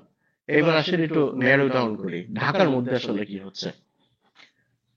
উত্তরা আজ থেকে প্রায় 30 বছর আগে এটার একটা ডিজাইন করা হয়েছে। ডিজাইনটা কি? ডিজাইনটা হচ্ছে প্লট ডিভিশন, নাথিং এলস, কিচ্ছু না। এটা একটা ড্রাফটসম্যানের কাছে দিলেও সে প্লট ডিভিশন করে ফেলতে পারবে। পূর্বাঞ্চলে কি হয়েছে? প্লট ডিভিশন হয়েছে। মাস্টার প্ল্যান হয়েছে ওখানে? কোনো মাস্টার প্ল্যান হয় নাই, কিচ্ছু হয় নাই, তারা প্লট ডিভিশন করছে। আমি একটা মজার কথা বলি শুনেন, পূর্বাঞ্চলে যতগুলো প্লট আছে বা হাতিরঝিলে যতগুলো, সরি হাতিরঝিল বলতেছে যে ইয়া ঝিলমিল, জলসিঁড়ি ঝিলমিল, হ্যাঁ, যতগুলো প্লট আছে, এই প্লট ধরেন আজ থেকে 20 বছর পরে সব বিল্ডিং কমপ্লিট হয়ে গেল, অ্যাজ পার দ্য ল সব কমপ্লিট হয়ে গেল। তার মানে কি সব অকুপাইড, সব বিল্ডিং এ মানুষজন আছে, লাখ লাখ ফ্যামিলি ওখানে বসবাস করে। আসলে সকালবেলা চিন্তা করেন তো, সকালবেলা যখন ওরা ইয়ে করতে যাবে, এই হচ্ছে অফিসে যাবে, অফিসে যাওয়ার আগে তাদের সকালের কিছু কাজ আছে না, উঠে দাঁত ব্রাশ করা, খাওয়া, তারপরে বাথরুমে যাওয়া, ক্লিন হওয়া। বুঝতেছেন লোডটা কত? এই যে লোড, মানে যে পরিমাণ সয়েল ডিসচার্জ হবে প্রতিদিন সকাল 6টা থেকে সকাল 8টা পর্যন্ত, এই 2 ঘন্টায় যে পরিমাণ সয়েল ডিসচার্জ হবে ওই পূর্বাঞ্চল এলাকায় বা জলসিঁড়ি এলাকায়, সেইটা সাপোর্ট দেওয়ার মতো। সয়েল ডিসচার্জ মানুষ তো আর বুঝবে না, আচ্ছা মানে বলেন। সকালবেলায় যে মানুষ বাথরুম করবে, কুলি করবে, মুখ ধুবে, গোসল করবে, এই পানির ফ্লোর চোটেই তো অবস্থা খারাপ হয়ে যায়। আপনি চিন্তা করতে পারছেন? এবং এবার তুমি এটার সাথে যোগ করো গাড়ি, হ্যাঁ, তুমি প্ল্যান্ড এরিয়াতে ইন্টারেস্টিং। পার্কিং দিছো হাজার হাজার লাখ লাখ গাড়ি, মানে তখন আপনি ডিক্লেয়ার করে দিবেন এটা হয়ে গেছে তখন ওল্ড টাউন, এইটা তখন আনপ্ল্যান্ড এরিয়া বানায় ফেলবে। একদম, ব্যাপারটা বুঝছেন? মানে অ্যানাদার তখন পুরান, নতুন প্ল্যান এরিয়া তৈরি হবে। হ্যাঁ, অ্যানাদার Plan পুরান area. Dhaka is going on. এই ইমরান ম্যাট্রিক্স একটা মুভিতে একটা মজার জিনিস বলছিল না, ওই যে নায়ক মরফিস রে বলতেছিল, মরফিস নায়ক রে বলতেছিল যে হ্যাঁ। Human are like bacteria and virus, exactly like আমরা দিস। হোস্টের উপর ভর করেই আমরা হোস্টের সব খায় ফেলি, শেষ করি, তারপর আবার নতুন নতুন হোস্ট খুঁজি। এবং দেখেন, আমরা তাই করতেছি। না আপনি আপনার চোখের সামনে উদাহরণটা দিই। উদাহরণটা হচ্ছে পুরান ঢাকা। পুরান ঢাকা হচ্ছে একটা Right. CBD area, central business district বলে এটাকে, যে একটা নদীর পাড়ে একটা মানে কমার্শিয়াল একটা জোন ডেভেলপ করে ওঠে বিভিন্ন বাণিজ্যিক কার্যক্রমের জন্য। ভালো কথা, হতেই পারে, সমস্যা নেই। কিন্তু দেখেন আজকে পুরান ঢাকার সিচুয়েশনটা দেখেন, ওখানে মানুষ থাকে। না। তার মানে আমরা সেই হোস্টের মতো হয়ে যাচ্ছি। আমরা ওখান থেকে সরে আবার নতুন ঢাকা চলে আসলাম। আমার একটা মনে একটা জিনিস শেয়ার করি, খুব মজার জিনিসটা, সেটা হচ্ছে যে যে ডিসিসি মানে সিটি কর্পোরেশনের যে বিল্ডিংটা, পুরাতন যে মানে ঢাকা নর্থ সিটির যে সরি সাউথ সিটির যে বিল্ডিংটা, সাউথ সিটি হ্যাঁ, ওই বিল্ডিং এর টপ ফ্লোরে আমি উঠছি। ওই টপ ফ্লোরে উঠে ওদের হচ্ছে দুই পাশে লিফট, মাঝখানে লবি। লবিতে দাঁড়ালে খুব ইন্টারেস্টিং একটা সিনারিও দেখা যায়। আপনি লবিতে দাঁড়ায় ডান দিকে তাকাবেন, দেখবেন যে মানে বিধ্বস্ত একটা সিটি, এবং লবিতে দাঁড়ায় ডান দিকে বাম দিকে তাকাবেন, দেখবেন চকচকা চকচকা একটা শহর। বুঝছেন? মানে এই যে ফ্যাব্রিকটা খুব চোখে আঙুল দিয়ে দেখায় দেয় যে পুরান ঢাকা কি হচ্ছে আর নতুন ঢাকা কি হচ্ছে, এবং আলটিমেটলি গোলটা কি দাঁড়াচ্ছে? গোলটা দাঁড়াচ্ছে যে নতুন ঢাকা উইল বি অ্যানাদার পুরান ঢাকা ইন ফিউচার। সমস্যা কি ইমরান, যে সিনারিওটা বললা, এই সিনারিওটা আমি 2004-এ আমি মুম্বাইয়ে দেখেছি, আমি নিউ দিল্লিতে দেখেছি, আমি রিসেন্টলি ম্যানিলাতে দেখলাম সেম। মানে অ্যাকচুয়ালি ওল্ড সিটি একটা লেভেলে থাকে, সেগুলো আন্ডার ডেভেলপ থাকে। আমাদের দেশে যেটা হয়েছে কি, আমাদের দেশে ওই ওল্ড বা নিউ এইটা কনসেপ্টটা ওই আগেরটার মতো ওটা ধরে রেখেই ওই সিস্টেমটা ধরে রেখে আগায় যাওয়া হচ্ছে। যে আমরা একটু মজা করে বললাম না, তাহলে হয়তো 20 ইয়ার্স পরে ঢাকা পুরো ধানমন্ডি হয়ে যাবে পুরান ঢাকার একটা অংশ, তখন নিউ ঢাকা হবে পূর্বাঞ্চলে ওই পারে গিয়ে অলরেডি ওই জিনিস হয়ে যাচ্ছে, রাইট? সো এই যে অলরেডি এই গ্যাপেই সেই ইফেক্টটা দেওয়া হয়েছে কিন্তু কাইন্ড অফ, যে তোমরা তোমরা বাতিল, হ্যাঁ, নতুন ঢাকা চকচকে ঢাকা, ওখানে স্কোয়ার ফিট বেশি।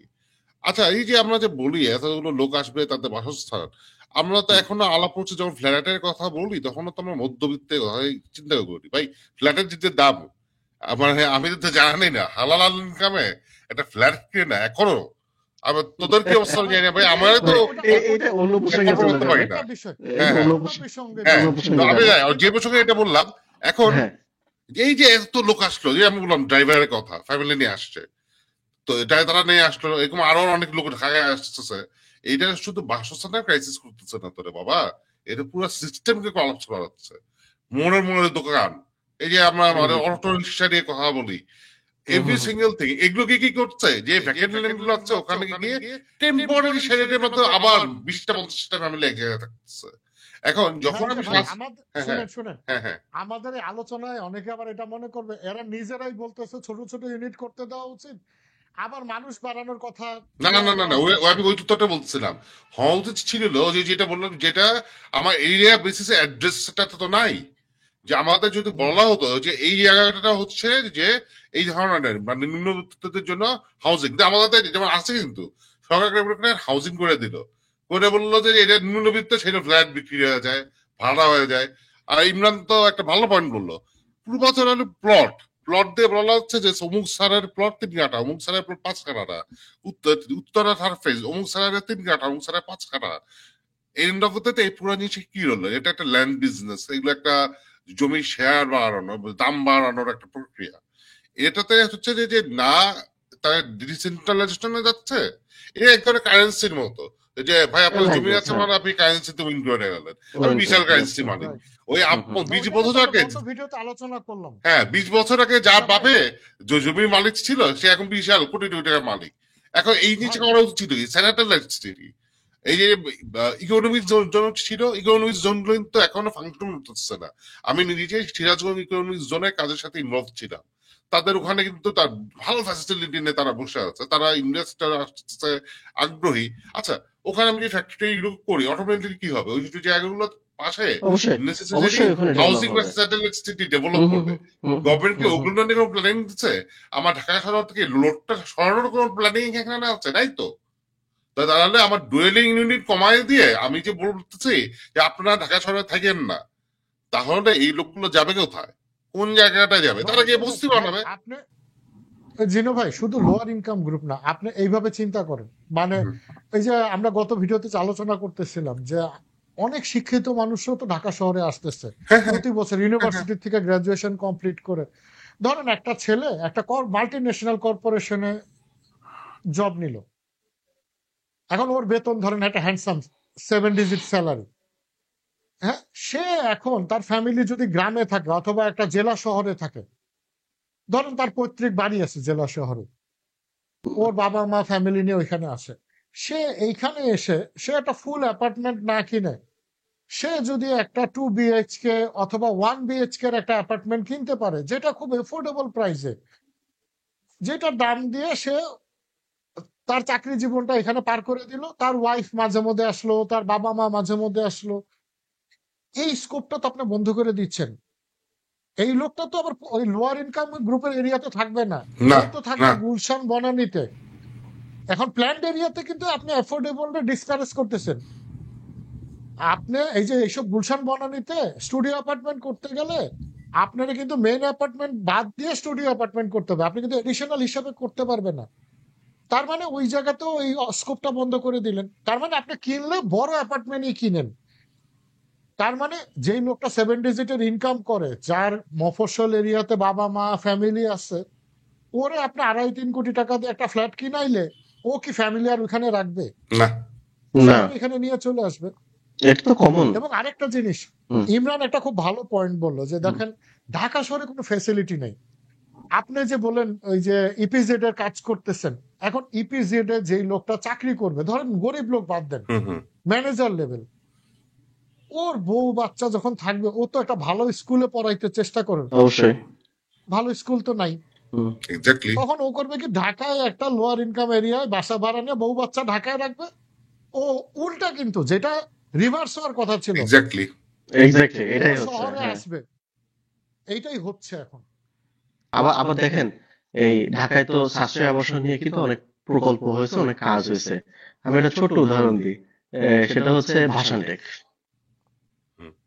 ভাসানটেকে হচ্ছে আপনার কত সম্ভবত 220 বা 25 স্কয়ার ফিট থেকে শুরু, এরকম কিছু একটা, আমার খেয়াল নেই।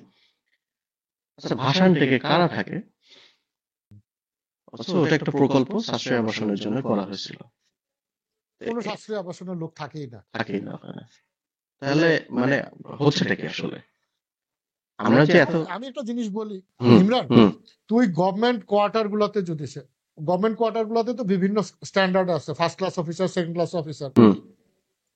ওইসব কোয়ার্টারে গেলে আপনি দেখবেন অনেক বাসায় সাবলেট ভাড়া দেয়, মানে ওই সরকারি বাসা ওইখানে দেখা গেল এক রুমে একটা ফ্যামিলির ভাড়া দিয়ে দিচ্ছে, ভালো টাকা ভাড়া পাওয়া যায়। এবং এই যে ঢাকায় যেটা আরেকটা শুরু হয়েছে, কালকে আমরা গতদিন আমরা আলোচনা করলাম যে সুপার হোস্টেল। হ্যাঁ, এই কনসেপ্টটা কি ভাই, একটা পুরো বিল্ডিং ভাড়া নেয়, ওইখানে রুম ওয়াইজ সাবলেটের মতো করে এক রুমে 4 জন থাকতে পারে, আপনি চাইলে একা এক রুমে ফুল এসি নিয়ে থাকতে পারে, মানে এরকম একটা ফেসিলিটিস করছে। তার মানে ডেনসিটি কন্ট্রোলের কোনো ওয়েই নাই। আপনি যখন বড় ইউনিট বানাইতে বাধ্য করবেন, মানুষ ওইখানে ছোট ছোট ফ্যামিলিরে ভাড়া দিবে একটা ইউনিটের মধ্যে। এটাই কিন্তু বাস্তব। এখন দেখেন ঢাকার আয়তন হচ্ছে সারা বাংলাদেশের 1% সম্ভবত, 1% এর কাছাকাছি ঢাকার আয়তন। এবং ঢাকার যে পরিমাণ জনসংখ্যা বাস করে সেটা হচ্ছে আপনার সারা বাংলাদেশের জনসংখ্যার 1/4 প্রায়, না অত না, প্রায় 10% আর কি, হিসাবে আর কি, মানে আরো বেশি। হতে আচ্ছা হতে পারে এরকম। হুম।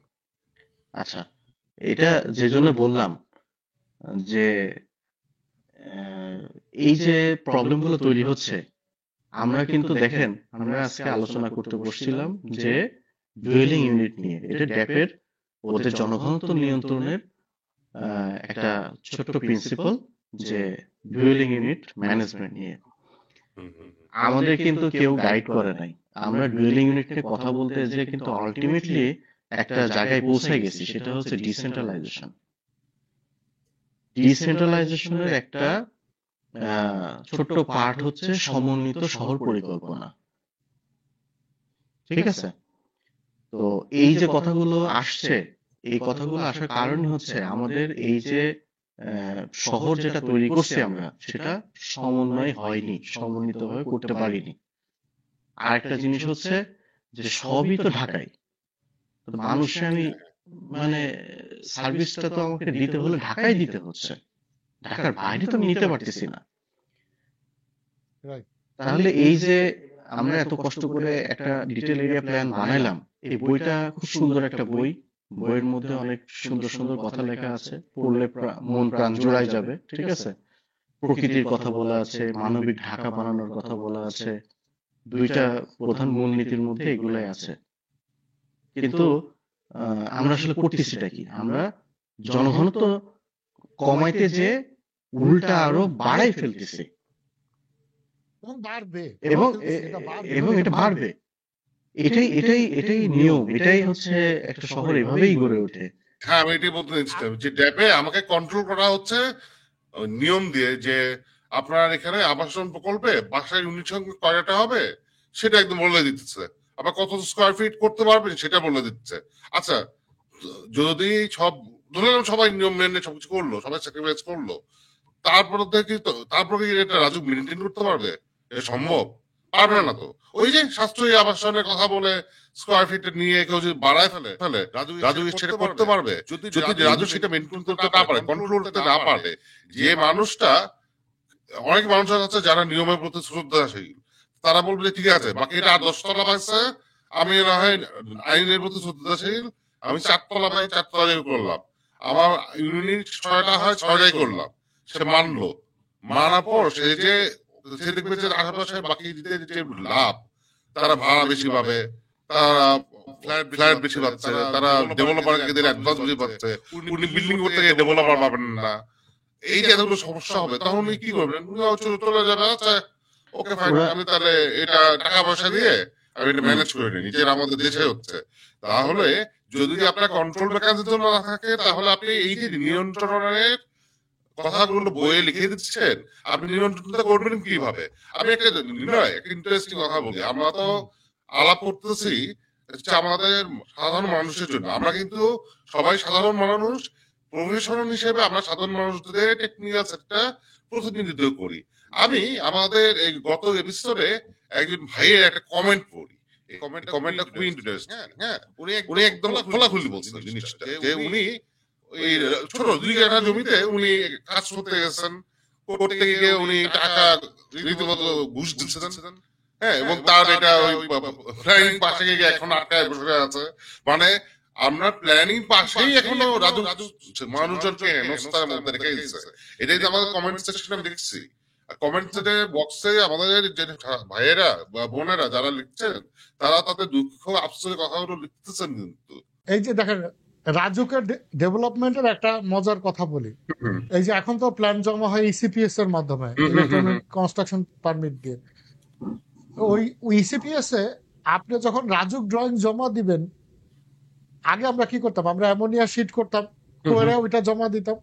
তো এখন ডিজিটালাইজ করছে, তার মানে আমরা যে অটোক্যাডে ড্রয়িং করি, ওই ড্রয়িংটারে পিডিএফ করে জমা দিলেই তো হওয়ার কথা। এভাবে তো জমা দেওয়া যাচ্ছে না।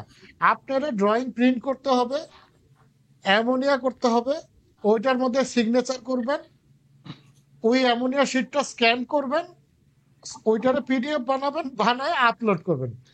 এটা কি ডিজিটাল হলো না? এরা হচ্ছে অ্যামোনিয়ার হিস্ট্রিটা জানে না, বুঝছেন? কেন অ্যামোনিয়া তৈরি হয়েছিল? হুম তো যার ফলে হয়েছে কি, এদের ওই যে ব্রিটিশ ল মাথায় ঢুকাই দিয়ে গেছে, এখনো বিচারকরা হ্যাঁ যখন হুইক করে থাকে, তো এদের ওইটা মানতে হুম হবে। আরে আজব! না, আমার ধারণা কি ইমরান, এদের একটা ধারণা ছিল অ্যামোনিয়া করার বুদ্ধিটা এই মাথা থেকে আসছে, হুম। যে হাতে তো সিগনেচার করতে হবে, হ্যাঁ। তাহলে তো জাল হবে না। এখন কিছু লোক কি করতেছে জানেন, ফটোশপে ওই সিগনেচার বারবার রিভিশন আসে, ওইটা কাইটা কাইটা আবার ওই ফটোশপে অ্যামোনিয়াতে বসায় ওইটার পিডিএফ মানে আবার আপলোড করে। তাহলে দেখেন, মানে হাস্যকর একটা ব্যাপার। মানে এটা তো ম্যাল প্র্যাকটিস হবে 2 দিন পরে। আপনার প্রজেক্ট আমি নিয়ে এটা হ্যাঁ, অলরেডি আরেক হয়ে সাইন গেছে। বসায় দিবে। এক ডেভেলপারের কাজ করতেছে, আমি প্রথমবার শিটে সাইন করে দিছি, পরের বার রিভিশন হয়েছে, আমারে বলতেছে আপনি শিটটা আপলোড করেন। আমি শিট খুলে পিডিএফ এর মধ্যে দেখে আমার সিগনেচার, আমি বলছি সিগনেচার কেমনে হলো, বলতেছে বসে বারবার কষ্ট করবেন, ওই আগেরটা থেকে কাইটা বসাই দিছে ফটোশপে। মানে ভয়ঙ্কর। এখন ইসিপিএস দেখালে আমার আপলোড করার জন্য আমার কাছে, নাইলে তো নিজেরাই জমা দিয়ে দিত। না, মজা খিচুড়ি না, একটা। সিস্টেম ভালো, সিস্টেম নিয়ে আমার কোনো ডাউট নেই, ঠিক আছে। ইসিপিএস এর আমারও ডাউট নাই, কিন্তু সিস্টেমটা খুব প্রসেসগুলো ভালো, হাস্যকর। সিস্টেমটা খুবই ভালো এবং খুবই এফিশিয়েন্ট একটা সিস্টেম। সমস্যাটা হচ্ছে সিস্টেমটাকে আমরা কিভাবে ব্যবহার করতেছি।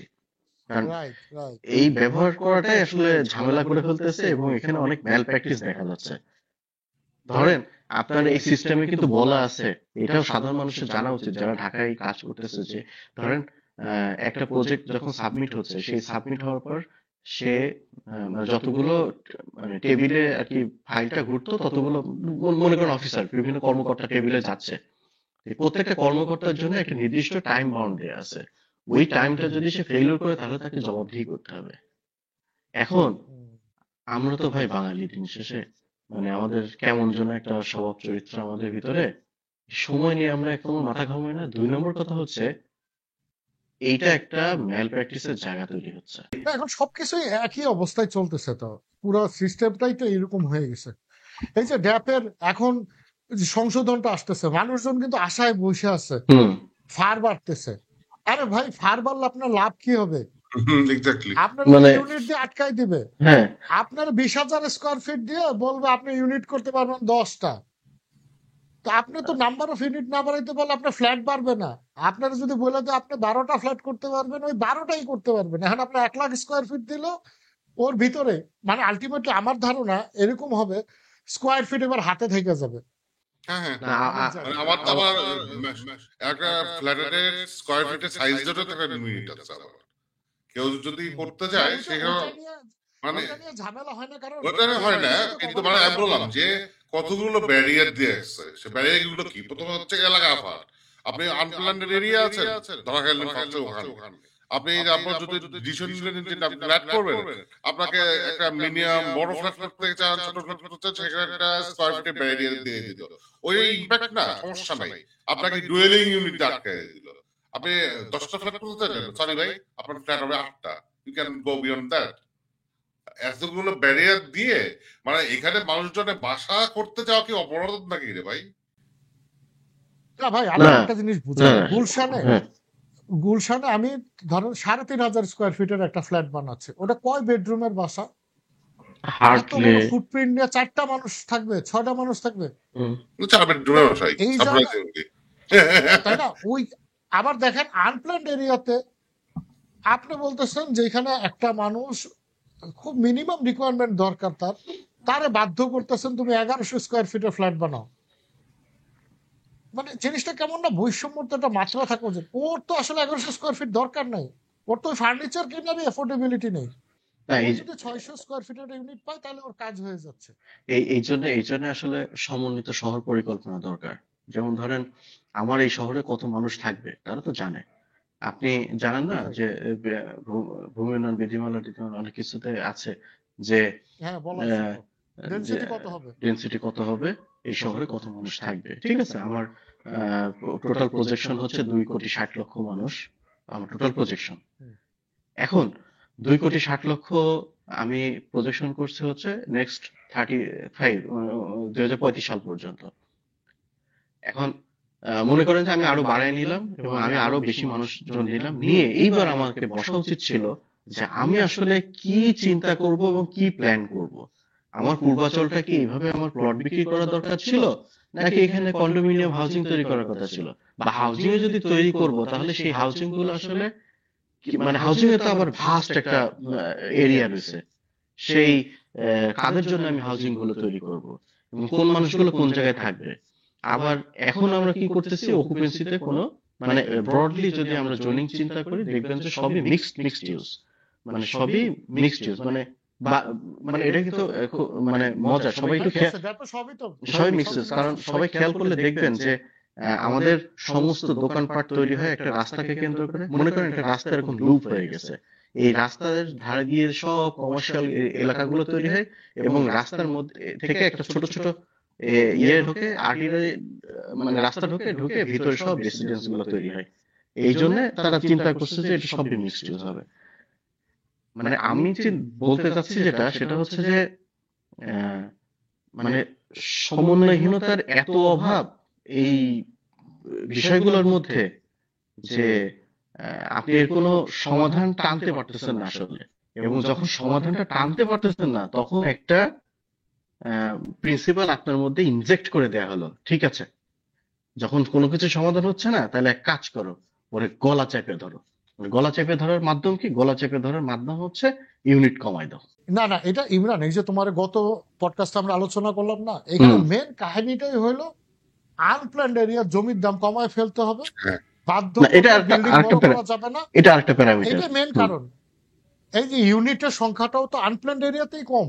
হ্যাঁ, তুমি ধরো আমাদের 3 জন, আমাদের ঢাকা শহরে ফ্ল্যাট নাই, আমরা চিন্তা করলাম একটা জমি কিনা বাড়ি বানাবো, আরো 7 জনরে নিলাম, 10 জন মিলে একটা জমি ঠিকলাম, ওই 5 কাঠা একটা জমি কিনছে। এখন ওই 5 কাঠায় তোমার ইউনিট দিছে 8টা, তা আমরা তো মানুষ 10 জন, তাহলে আমাদের তো ওই জমি অল্প টাকায় কিনে আমরা বাড়ি করতে পারলাম না, তাহলে আমার কিনতে হবে কোথায়? প্ল্যান্ড এরিয়াতে।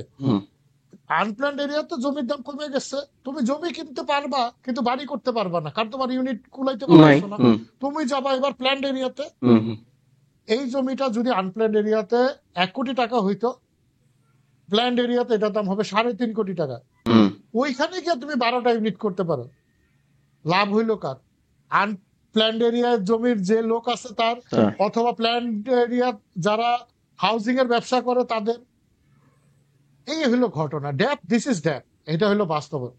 আমার মনে হয় এই বাস্তবতাগুলো আসলে সাধারণ মানুষের কাছে খুব সাধারণভাবে, আরো সাধারণভাবে তুলে ধরা দরকার। কারণ আমরা একটু মানে জটিলভাবে চিন্তা করি সবসময়, এটাকে আরো সহজভাবে চিন্তা করে সাধারণ মানুষ যদি আরেকটু বোঝানো যায় যে বিষয়গুলো এরকম, তাহলে ওরা কনসার্ন হবে।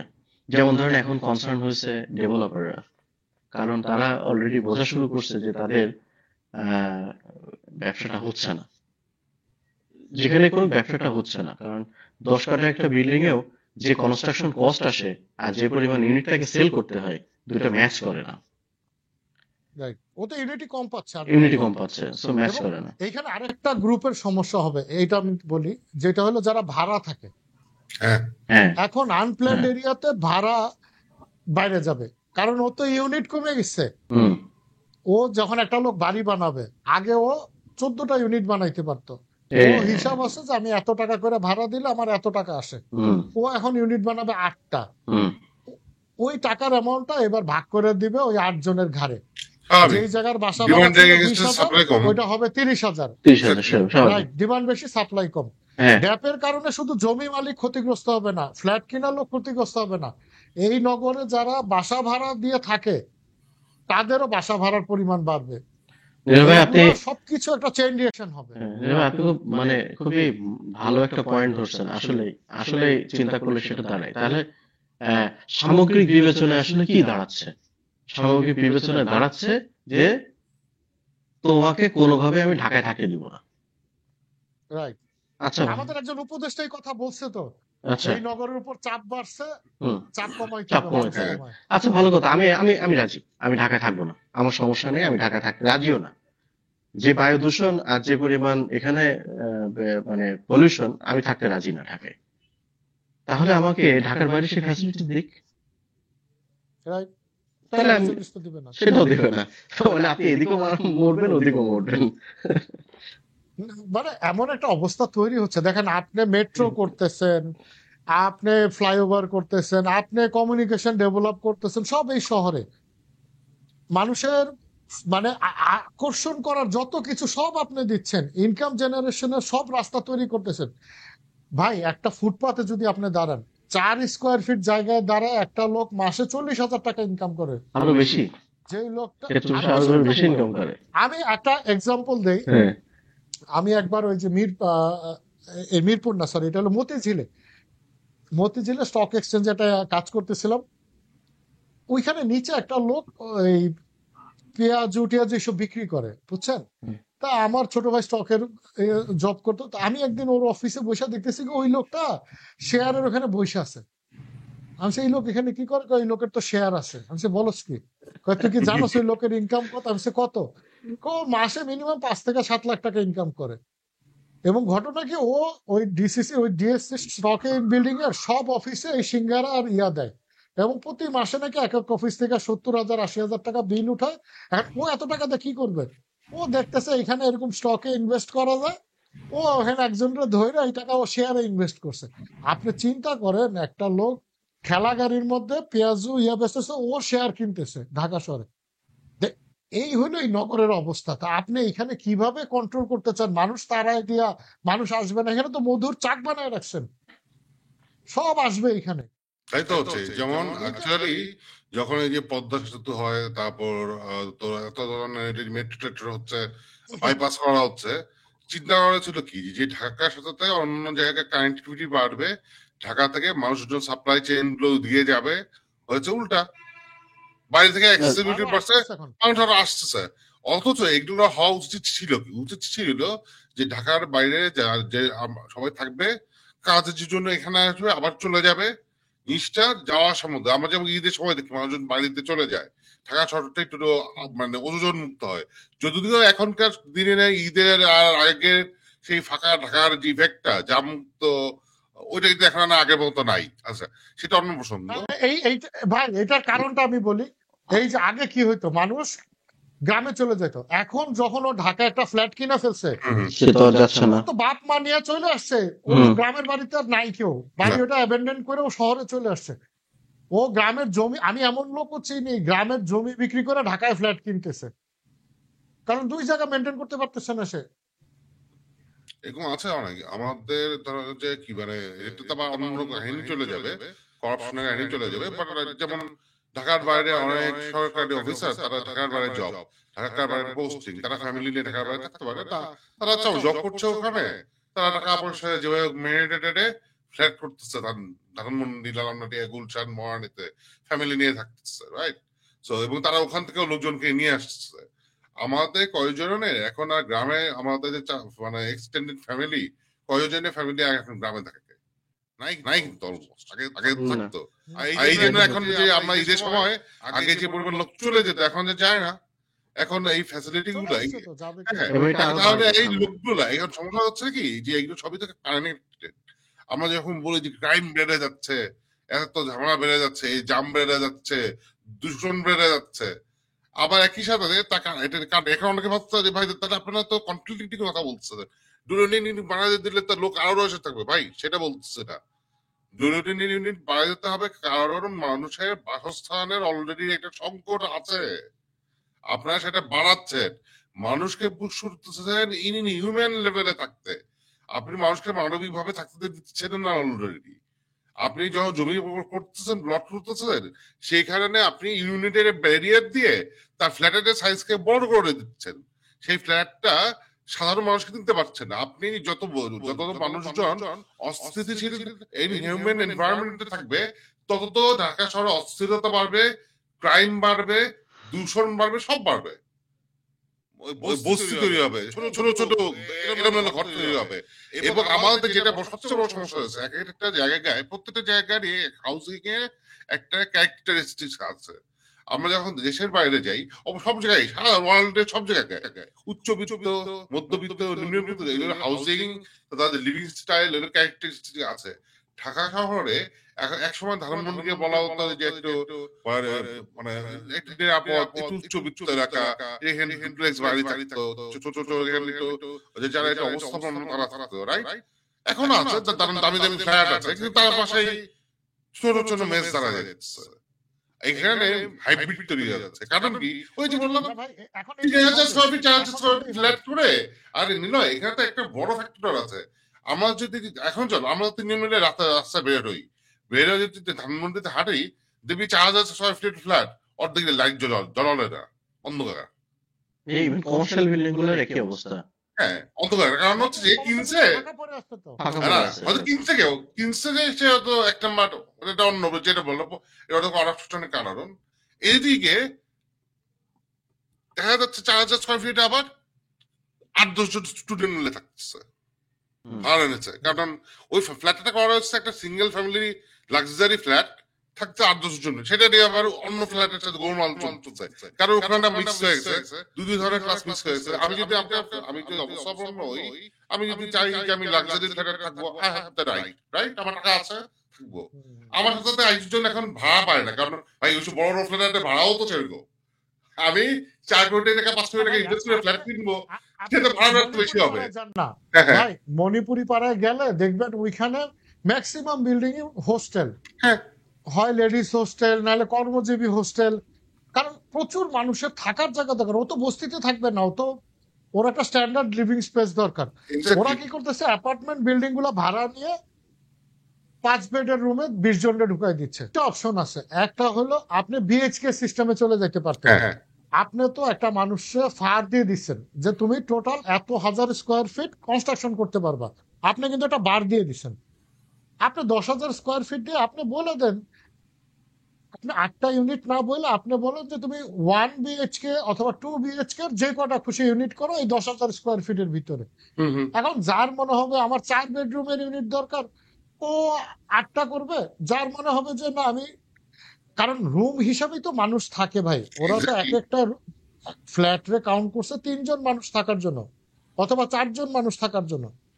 তো মানুষ তো থাকবে ওখানে 12 জন আসলে সাবলেট করে। তার চাইতে আপনি ছোট ছোট ইউনিট করে দিলে জায়গা বুঝে, গুলশানে তো আর কেউ সাবলেট ভাড়া দিবে না, ওইখানে বড় ইউনিট করবে, ধানমন্ডিতে বড় ইউনিট করবে।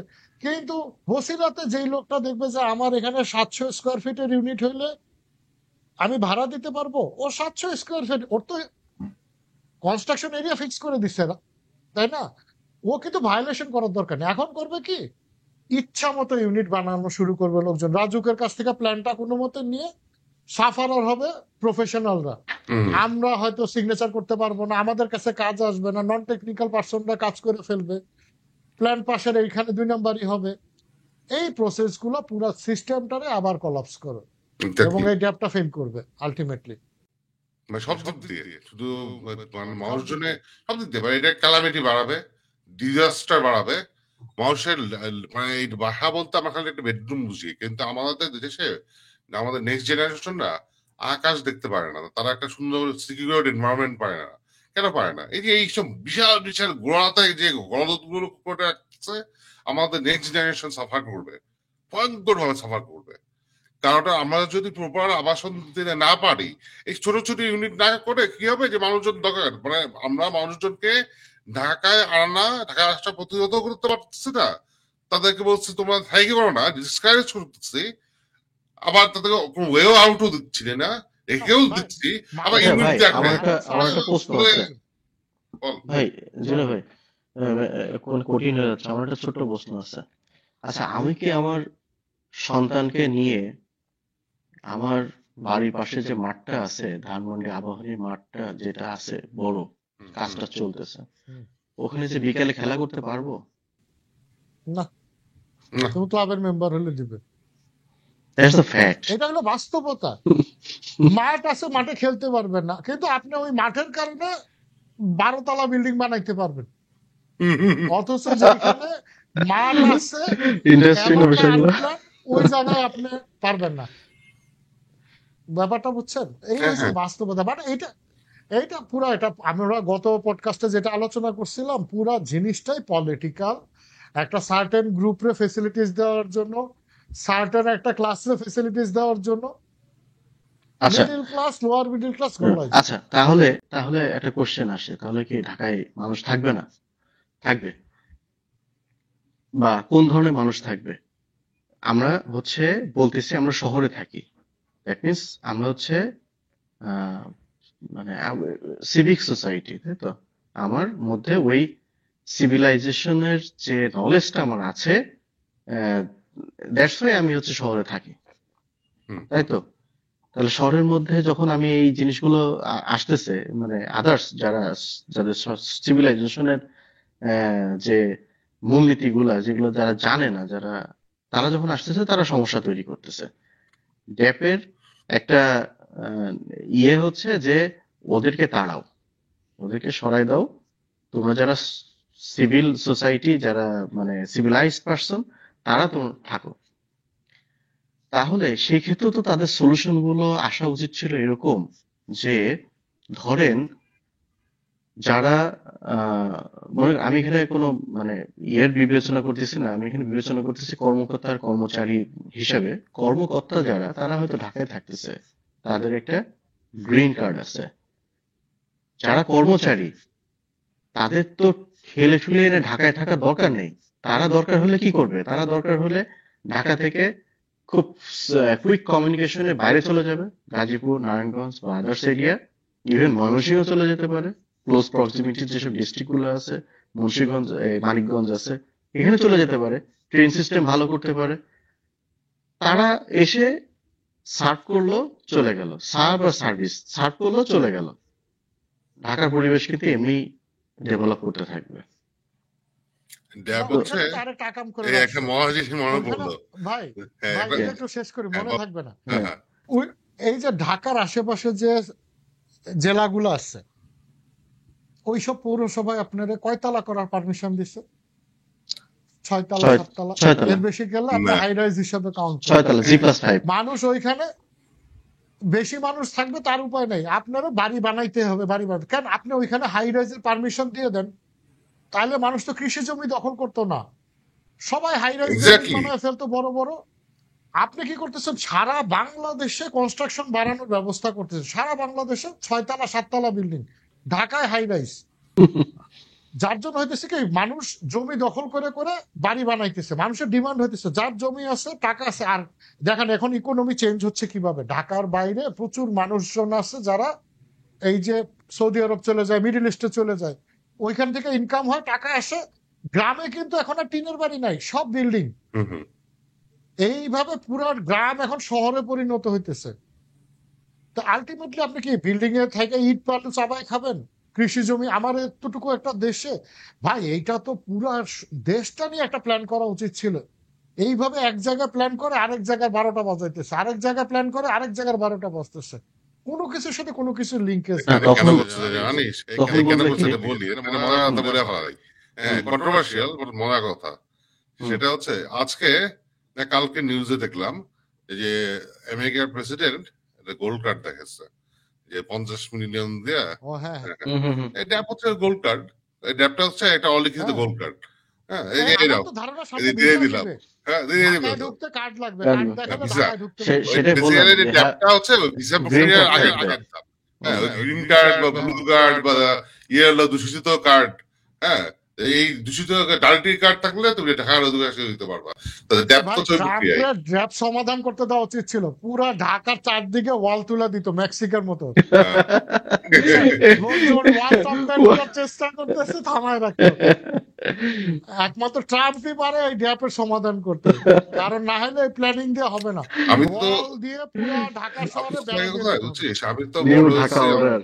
আমার জন্ম জন্ম ধানমন্ডি জিয়া তারা এদিকে আমি এই যে এলাকায় বড় হয়েছে পড়াশোনা এই এলাকায় আমি ট্রান্সফরমেশনটা খুব মানে নিজে চোখের সামনে দেখছি একটা পিওর রেসিডেন্সিয়াল এরিয়া কিভাবে ডিস্ট্রয়েড হয়ে গেল চোখের সামনে তারপরে তো আপনি ড্যাপ সম্মান দিয়ে থাকে বড় আপনি আপনি বড় লোক এরিয়া এখনো রেখে গেছে আচ্ছা এটা 3 বছর 4 বছরের একটা মেয়াদ আছে কয়েকদিন পর যখন এই জায়গাটা একটু আরো অগোছালো হয়ে যাবে তার এই জায়গায় গ্রিন কার্ড আটকায় দিবে এটা এখানে থাকা যাবে না বিল্ডিং করা যাবে না তারা একটা নতুন জায়গায় হাত দিবে আমার এই ঢাকার যে এক্সপেনশনটা এই যে ড্যাপের নামে যে একটা প্ল্যান করলো তাহলে আমার ড্যাপ এই ঢাকা ঢাকাতে পেরিফেরিয়াল সিটি সেগুলোতে কি হচ্ছে ওখানে আমি ফ্যাসিলিটিটা ট্রান্সফার করতে পারছি কিনা ওখানে আমি লুক্রেটিভ কোনো সুবিধা দিচ্ছি কিনা ইনসেন্টিভ গুলো দিচ্ছি কিনা যে ইনসেন্টিভ গুলোর জন্য মানুষকে আমরা ওখানে নিয়ে যেতে পারবো করো, ঠিক আছে।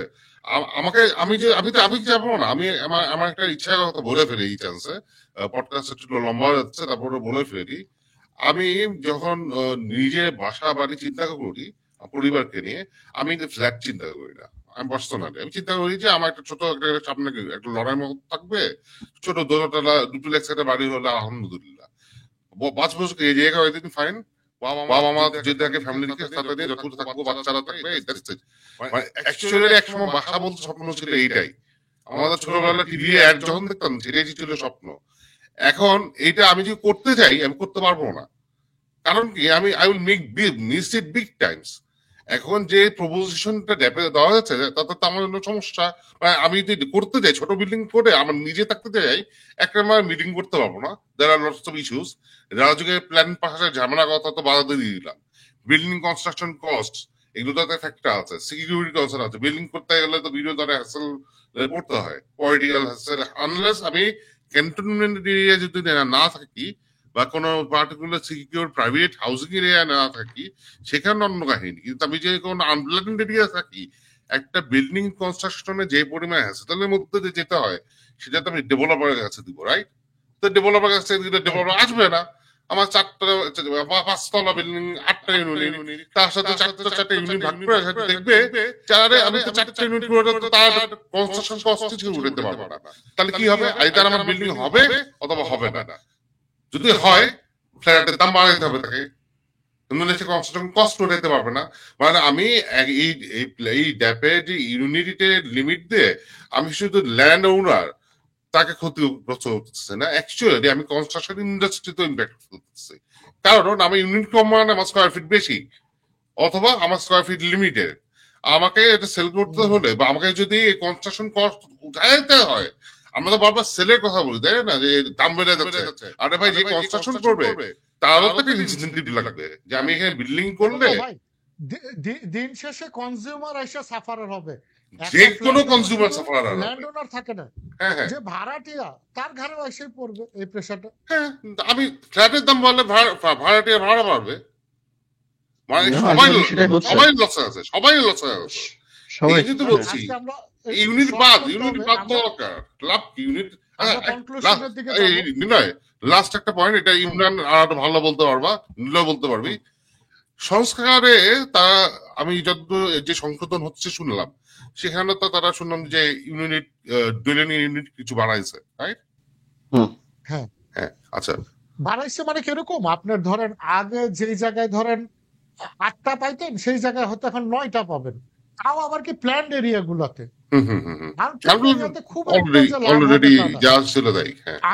ভাই এইখানে ড্যাপে একটা শুভঙ্করের ফাঁকি যেটা হতেছে, আমাদের সাধারণ ক্লায়েন্ট যেটা যারা মানুষ ভাবতেছে কি, এটা কিন্তু আমাদের মানুষের কমন ধারণা যে ফার বাড়াইলেই মনে হয় প্রবলেম সলভ হয়ে যাবে।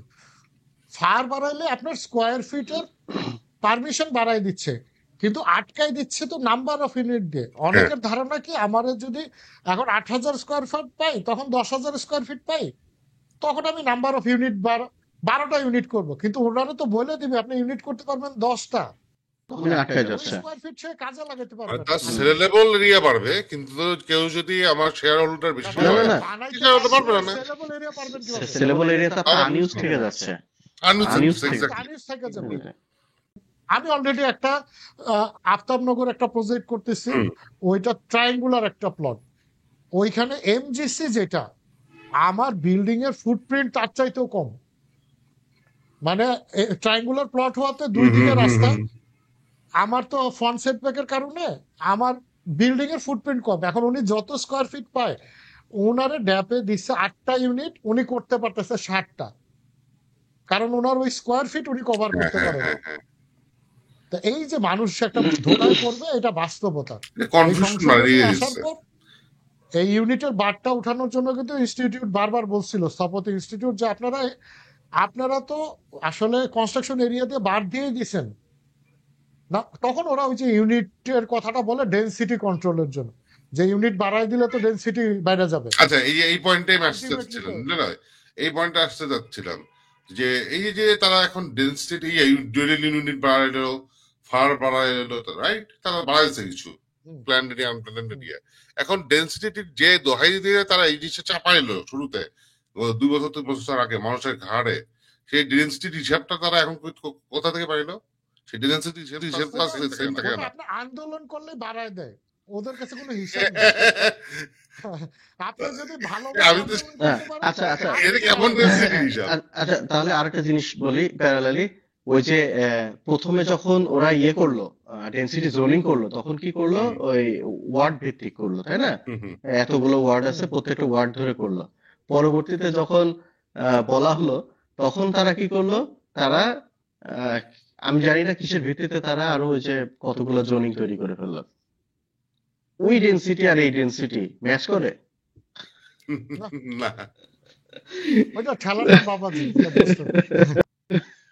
আমাদের যে ভিডিওতে গ্যাজেট যে বেশিরভাগ যে দর্শকরা, যে আমাদের ভিউয়াররা যারা দেখেন, আর এবারে আমাদের যে ক্লায়েন্টরা আছে, ওরা যখন বলালেন, ওনাদের আফসোস দুঃখের কথাগুলো বলালেন, এখানে তো তাদের কষ্টের টাকাগুলো তো ইনভেস্টেড হয়, তাদের একটা স্বপ্নগুলো তো ইনভেস্টেড হয়। এইটাই হেরালার নাম বাবাজি করে ওটা তা মানে যদি হয় প্রসেস চলে, তাহলে এই প্রসেস যারা করে এরা কি নিয়ে কি চিন্তা থেকে করে? মানুষের তো দাম নাই, একটু সবকিছু আন্দোলন করতে হবে। এই যে এই জিনিস জোড়াতালি দিয়ে কতদিন? এটা তো মৌলিক চাহিদা, বাসস্থান একটা মানুষের মৌলিক চাহিদা। আপনার এইটা নিয়ে তো এইসব করার কোনো মানে হয় না। একটা মানুষ ঢাকা শহরে থাকে কি শখ করে থাকে না, গ্রাম থেকে আসতেছে, তার প্রয়োজনে আসতেছে। হুম। ওই মানুষটা যদি প্রয়োজন এখানে না থাকতো, সে জীবনও ঢাকা শহরে আসতো না। সে যদি একটা বিভাগীয় শহরে এই টাকা ইনকাম করতে পারতো, আপনি ওই ব্যবস্থা না করে তারে আপনি মানে বেড়া দিয়ে ট্রাম্পের মতো ওয়াল তুলে আটকানোর চেষ্টা করতেছেন। This is not the process to control density. Exactly. এই প্ল্যানিংটা এখন করতে হবে। যাক, আজকে আমাদের লম্বা হয়ে গেছে, 1 ঘন্টা 20 মিনিটের বেশি হয়ে গেছে। আমরা আমাদের অডিয়েন্সদের কাছ থেকে জানতে চাবো এই নাম্বার অফ ইউনিটের বিষয়টা নিয়ে আপনাদের মতামত কি, এবং এই বিষয়টা আদৌ কি আপনারা মনে করেন কিনা যে এটা দিয়ে ঢাকা শহরের মানুষের পরিমাণ নিয়ন্ত্রণ করা যাবে কিনা। এইটা একটা বড় প্রশ্ন থেকে যাবে। এখন সংশোধনী আসার পর দেখা যাবে যে কি হচ্ছে। সেই পর্যন্ত আমরা একটু অপেক্ষা করি। আর এই পরের আর অন্যান্য টপিকস গুলো নিয়ে আমরা আলোচনা করব। ধন্যবাদ আর্কিটেক্ট জিনো ভাইকে, ধন্যবাদ ইমরানকে, আর্কিটেক্ট ইমরানকে। ধন্যবাদ। আমরা পরবর্তী ভিডিওতে থ্যাংক ইউ। অন্য কোনো এরকম বিষয় নিয়ে আলোচনা করব। তবে আপনাদের যদি এই রিলেটেড কোনো টপিকস গুলো নিয়ে প্রশ্ন থাকে, আপনারা আমাদের এই ভিডিওর কমেন্টে আপনারা কমেন্ট করে জানাতে পারেন। আমরা চেষ্টা করব ওই বিষয়গুলো নিয়ে ডিসকাশন করতে। আর চ্যানেলটা যদি ভালো লাগে অবশ্যই সাবস্ক্রাইব করে আপনারা এই চ্যানেলটাকে লাইক দিয়ে রাখবেন। কথা হবে পরবর্তী কোনো পডকাস্টে। সেই পর্যন্ত আজকে আমি বিদায় নিচ্ছি। আমি স্থপতি নিলয়। আল্লাহ হাফেজ। আল্লাহ হাফেজ।